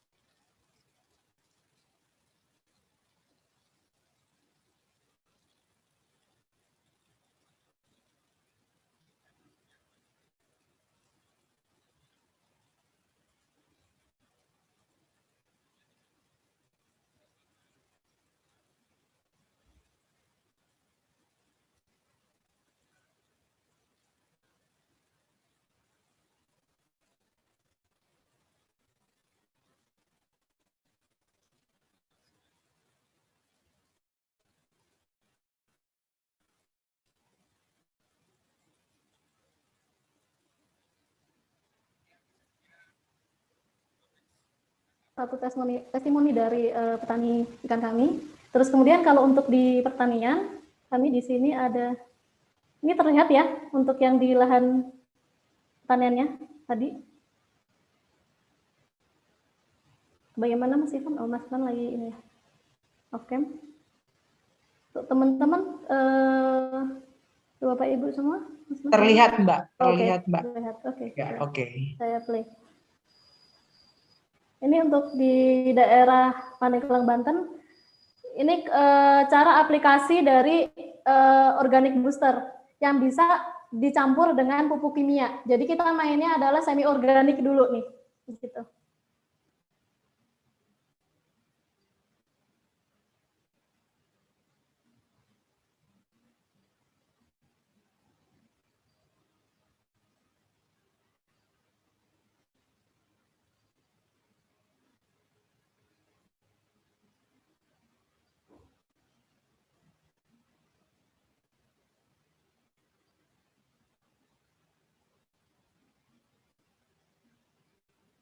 Jadi dari pupuk urea, terus kemudian dicampurkan dengan organic booster, bermais organic booster. Nah, sistemnya itu dia akan mengcover, mengcoverage itu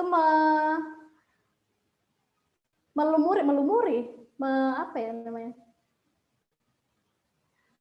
menutup gitu dari si urea. Biasanya urea kalau ditaruh di luar seperti ini dan lama itu cepat, dia kan sifatnya higroskopis ya, jadi cepat cair. Nah kalau dicampur dengan Gromix Organic Boost ini, dia jadi lebih tahan lama, jadi lebih lama melelehnya, mencairnya. Dan petani senengnya ureanya itu ketika ditebar itu bisa lebih amyur, kalau bahasa Jawanya lebih ke pure gitu. Jadi ketika nebar itu bisa lebih rata, lebih enak. Ini di padi yang kami cobakan. Ini untuk yang pertanian yang semi organiknya. Jadi kami mendekati petani dengan sistem kita edukasi, kita diskusi, kemudian kita cobakan. Oke, begitu Bapak Ibu. Untuk yang penasaran ada apa saja kegiatan, kami ada video dokumentasi di YouTube kami. Bisa dibuka, ini nama YouTube-nya adalah Gromix Indonesia. Di situ banyak kemarin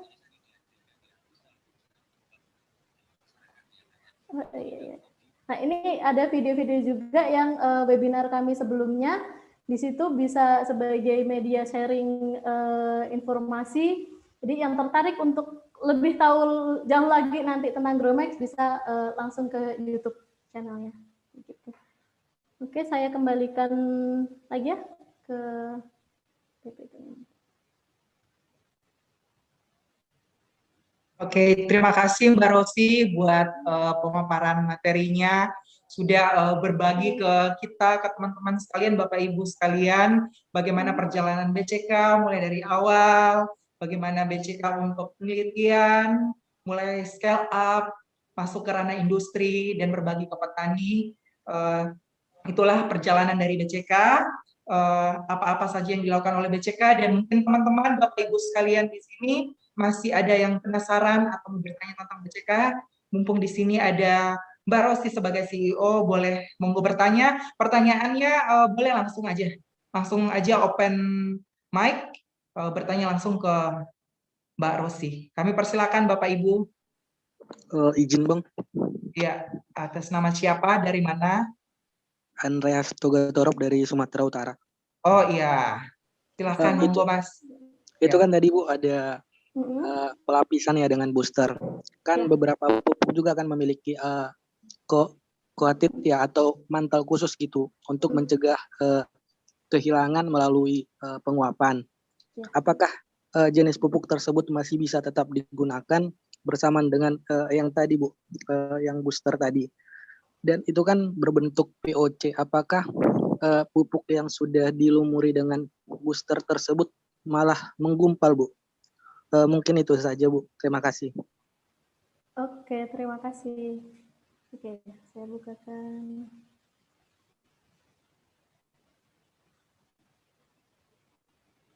Max OB. Oke, jadi organic booster ini, kalau tadi dikatakan ini POC beda ya Mas ya. Jadi kalau POC, setahu saya itu isinya adalah agen hayati malahan. Jadi kalau POC itu agen hayati yang dia diambil dari proses fermentasi. Seringnya kalau untuk apa ya, untuk aplikasi simpelnya itu kan biasanya menggunakan limbah organik ya, limbah organik diproses kemudian menjadi pupuk cair organik. Nah, kalau untuk organic booster ini, dia sistemnya pure material organik. Kami tidak mencampurkan dan kami tidak mengembangkan bakteri ataupun agen hayati, mikroba di dalam organic booster ini. Jadi dia pure material organik. Yang kami formulasikan, ini kami ada kerjasama juga dengan salah satu penyedia material organik, dan mereka memainkan untuk material organik yang sistemnya nanoteknologi. Nah, kalau misalnya ada pupuk lain yang dia itu punya sistem coating juga, apakah itu bisa di-coating lagi dengan organic booster? Bisa. Karena untuk organic booster ini dia sistemnya nano. Jadi dia akan lebih coverage lagi.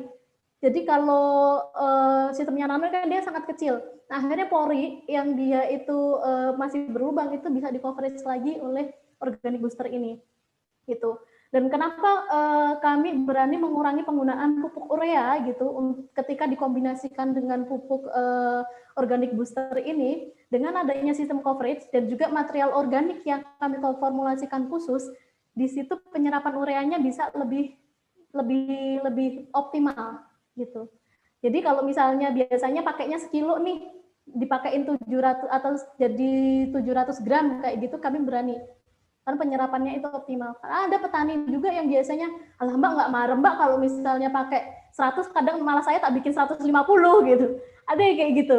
Tapi toh tanah kita itu sudah mulai jenuh dengan pupuk kimia. Jadi kita mau tambahkan berapa saja, itu akan stuck pertumbuhannya gitu. Makanya kami arahkan bagaimana material organik itu bisa meningkatkan atau untuk meningkatkan penyerapan dari nutrisi di tanaman. Gitu. Termasuk juga dia bisa meningkatkan penyerapan pupuk kimia. Kami secara berlahan mengajak petani untuk beralih ke organik, tetapi ketika mereka menolak untuk ke organik, kami pun tidak bisa memaksakan. Itu adalah pilihan kan ya. Kami bisanya mengedukasi. Akhirnya yang kami sarankan adalah, oke Pak, kita semi dulu. Gitu. Oke, bagaimana, Mas? Ya, monggo Mas Andreas. Untuk yang menggumpal tadi Bu, itu gimana ya? Karena kan dia berbentuk cairan gitu. Oke, seperti yang dilihat dari video tadi, itu kan tidak menggumpal Mas. Jadi sistemnya kami itu bukan cairan yang encer, kami ada tingkat viskositas yang kami pertahankan di pupuk ini. Jadi dia sistemnya itu kalau gambarannya kayak kecap, dia hitam kental kayak kecap. Jadi dia akan cuman nempel gitu di luarnya, dia nggak akan bikin menggumpal dan itu nggak akan lengket gitu. Malah petaninya itu banyak testimoni yang seneng karena si urea ini kan biasanya dia kayak gumpal jadi agak keras gitu kan. Kalau dicampur sama itu pupuknya itu lebih ambiar gitu. Oke, terima kasih Bu. Terima kasih moderator.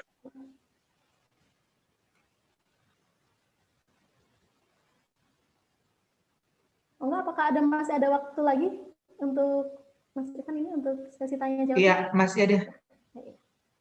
Oke, terima kasih Mas Andreas. Mungkin Bapak Ibu teman-teman sekalian, 2 pertanyaan lagi. Silahkan langsung open mic aja bertanya, memperkenalkan diri, instansi atau asal dari mana. Kami persilakan.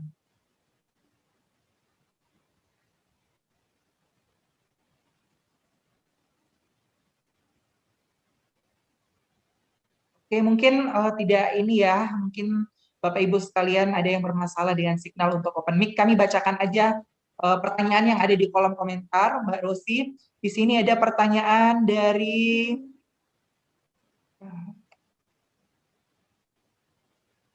dari Siti Masita dari mahasiswi Unisa Jogja. Mau bertanya apakah PT Biotek menyediakan tempat untuk magang bagi mahasiswa? Oh, oke. Menyediakan magang ya. Oke. Ya, ini sambil sebenarnya tadi saya masih ada sedikit gitu untuk presentasinya. Oh iya. Iya, enggak apa-apa. Jadi ini untuk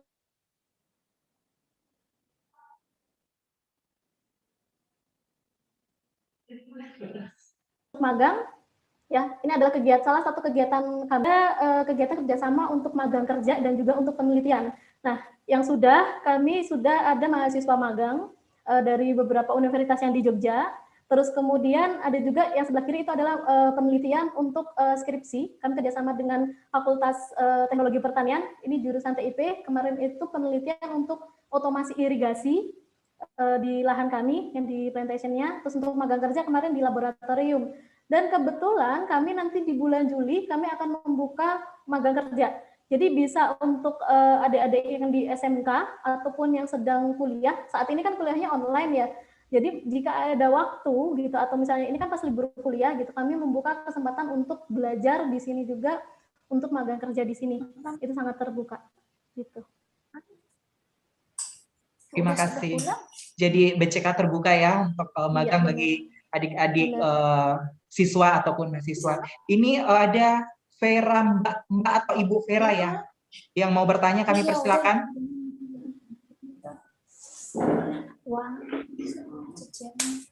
Halo, Ibu Vera Sunara. Halo Ibu Vera. Silakan Mbak bertanya. Bapak Vera ya? Bapak atau Ibu, sorry. Mungkin lagi loading. Ini mikrofonnya mungkin bisa di-on kan, Bapak?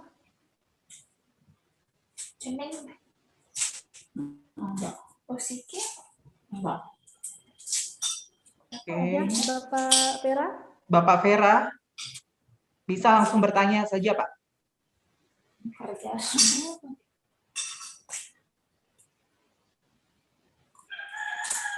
Oke. Kalau tidak ada, ini ada pertanyaan dari kolom komentar. Tunggu kami membacakannya.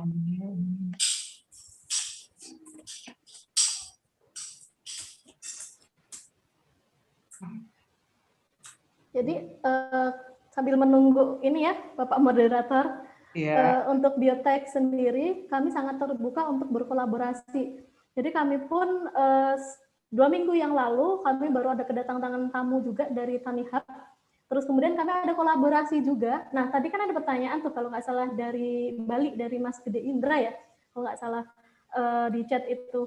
Pertanian itu kan sekarang tuh kenapa sih kalau kayak dilihat sebelah mata gitu, dilihatnya pertanian itu pekerjaan kotor, kok tidak bisa seperti di luar negeri yang petaninya itu tuh keren-keren, bersih, anak muda gitu kan. Nah ini juga sedang kami galakkan pertanian yang sustainable, pertanian organik ini kami kolaborasikan dengan teknologi 4.0 gitu. Yang di sini kan sekarang lagi digalakkan ya, untuk pengembangan industri di teknologi juga. Nah, kami bekerja sama juga, kami kolaborasi dengan startup juga, namanya ada MSEB dan juga ada Frogs. MSEB di sini lebih ke sensornya. Di sini ini lahan kami itu dipasangin sensor di sini ada sensor cuaca, kemudian sensor pH tanah, kondisi tanah, kayak gitu. Terus kemudian dan itu langsung masuk ke dalam aplikasi dan ini sepertinya tidak terlalu terlihat ya, di foto yang bareng-bareng bawah ini di atas ini adalah ada drone sprayer. Jadi untuk penyemprotan dari produk-produk kami juga bisa memfasilitasi dengan penyemprotan secara mekanik gitu. Jadi menggunakan drone sprayer untuk lahan-lahan yang biasanya sulit dijangkau, lahan-lahan yang mungkin biasanya curam, atau lahan-lahan yang itu luas sehingga untuk tenaganya itu tuh dibutuhkan sangat banyak. Kami efisiensinya menggunakan drone ini. Jadi kami banyak membuka kolaborasi karena saya setuju dengan pendapatnya dari Mas Zainal tadi ya. Kalau kita itu jalan satu-satu, itu nggak akan ada hasil yang signifikan. Dan ya gitu-gitu aja gitu. Akhirnya di sini kami membentuk kolaborasi bagaimana kita bisa mengembangkan pertanian Indonesia dan teknologi ini bisa dijangkau oleh petani kita. Itu. Terima kasih Mbak Rosi. Bapak Vera, apakah masih mau bertanya Pak? Kalau masih mau kami persilakan, atau teman-teman sekalian, satu pertanyaan terakhir yang mau bertanya. Mas, mungkin itu ada Mas Maula ya dari UMY Jogja itu udah ngechat kali-kali itu mungkin mau bertanya. Tunggu ya, kami melihat ya. Mas Maula ngirim 3 kali mungkin. Yang mana ya dia? Bisa dicek dulu. Coba ya, aku coba bacakan ya. Yang mana nih? Bapak Vera ya? Oh, kok saya tidak melihat. Ini pertanyaannya banyak sekali ya. Oke, kami mungkin waktunya masih panjang nggak ya, Mas? Ini banyak sekali pertanyaan. Benar. Ya, 5 menit boleh. Ya. Boleh. Jadi ya, mungkin Mas Ivan bisa sambil ini ya. Pertanyaannya Bapak Vera tadi. Ya. Jadi untuk yang mungkin pertanyaannya nanti belum bisa terbahas di sini, kami terbuka untuk diskusi. Bisa menghubungi kami melalui IG, kami juga bisa. IG kami ada pt_biotek, ada untuk IG untuk Gromax juga, Gromax _x ya, .id, itu bisa menghubungi ke IG kami terbuka untuk diskusi di situ juga. Terus kemudian kami juga ada via grup ya, grup WA. Jadi yang kemarin sudah mendaftar di webinar ini, itu ada grup WA, dan kami terbuka juga untuk diskusi di situ, atau misalnya tertarik untuk berkolaborasi dengan kami sangat terbuka. Gitu. Bagaimana Mas Ivan? Yang pertanyaan ini ya dari Bapak Haji Maula UNY Jogja. Oke, siap. Iya. Apakah pertanian berkelanjutan cukup produktif untuk menjamin ketahanan pangan? Ketika telah terjadi konsensus yang jelas tentang manfaat pertanian berkelanjutan terhadap lingkungan dan sosial, masih ada ketakutan bahwa hal ini tidak akan memenuhi kebutuhan pangan di masa depan. Dan satu lagi, berdasarkan pengalaman Anda, menurut Anda apa tantangan utama yang dihadapi oleh para pemuda saat ini? Dan satu lagi, bagaimana anak-anak muda di Indonesia dapat turut berkontribusi membangun negeri saat memasuki era bonus demografi 2030 mendatang? Oke. Yang pertama, apakah pertanian berkelanjutan ini bisa menjamin ya dengan ketahanan pangan kita? Saya yakin bisa.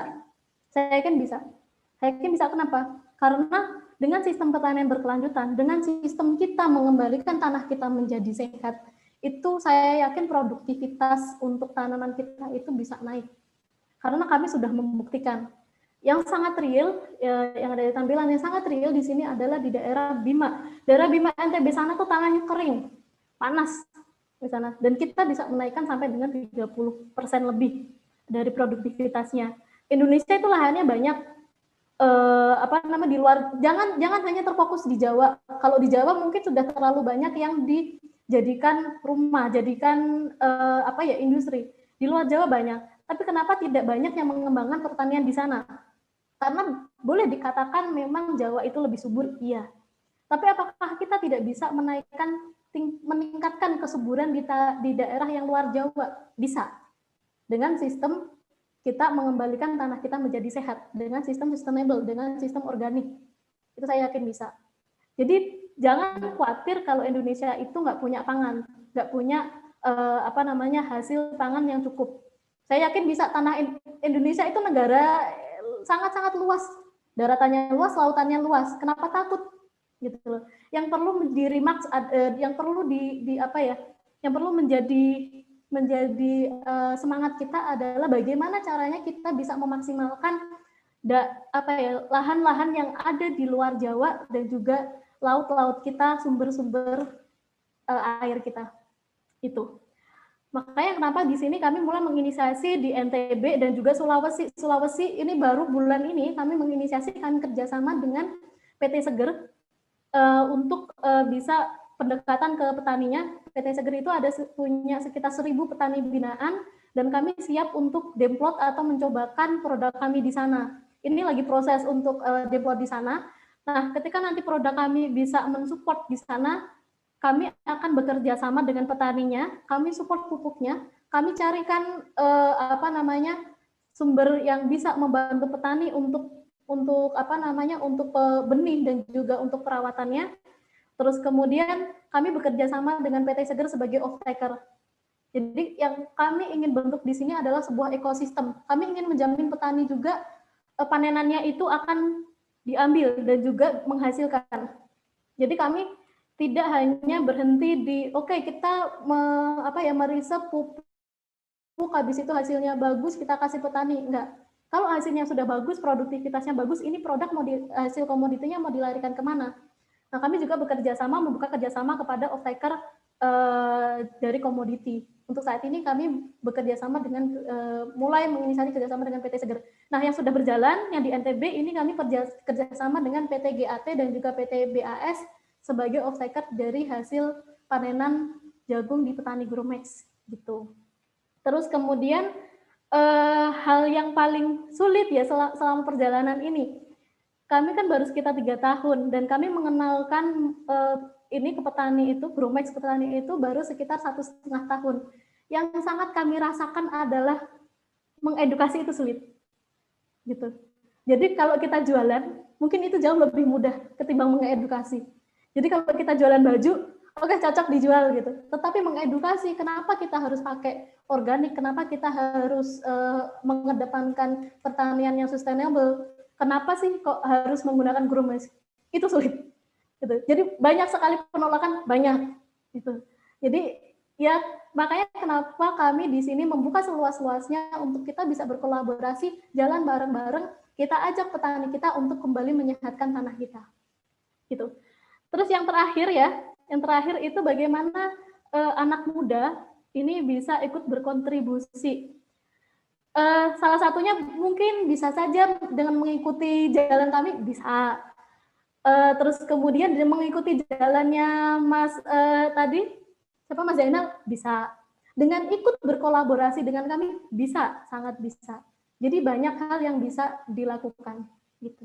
Terima kasih. Terima kasih Mbak Rosi telah menjawab pertanyaan dari peserta, dan saya melihat ini semakin banyak kayaknya pertanyaan dari Bapak Ibu teman-teman sekalian, tapi karena waktu kita sangat terbatas, mungkin pertanyaannya bisa kita lanjutkan di bincang biotek selanjutnya. Karena kita dari PT Biotek akan melaksanakan kegiatan seperti ini, kita akan mencoba untuk rutin mengadakan kegiatan seperti ini dengan tema-tema yang lebih menarik tentunya. Kayak gitu. Mungkin Ibu Rosi, Mbak Rosi masih ada yang mau disampaikan? Oke, buat closing statement aja ya. Iya. Oke, closing statement dari saya.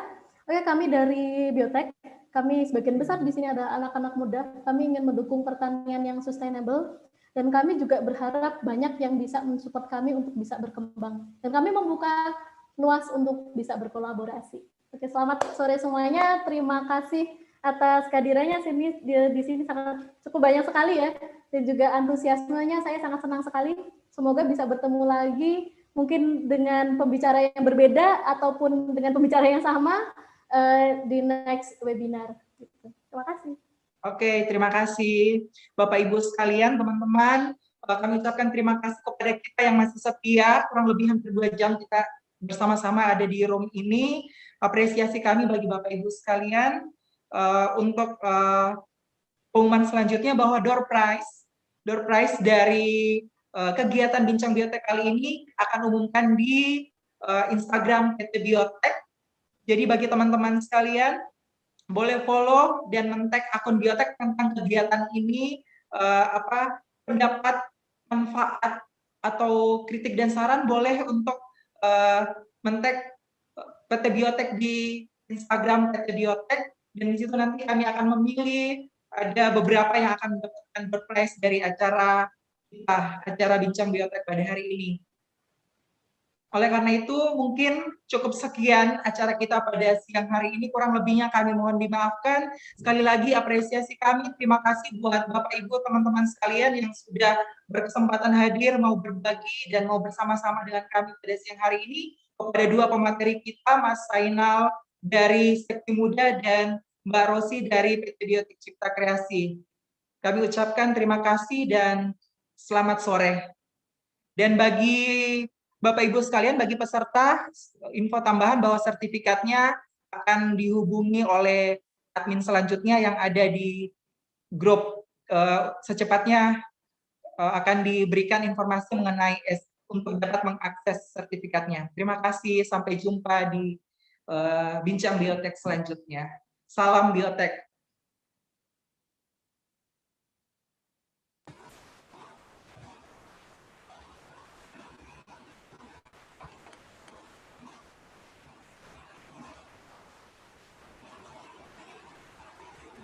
Terima kasih Mbak Rosi dan PT Biotek. Mohon maaf teman-teman semua belum bisa menjawab semua pertanyaan. Saya izin lagi. Assalamualaikum. Terima kasih Mas. Waalaikumsalam.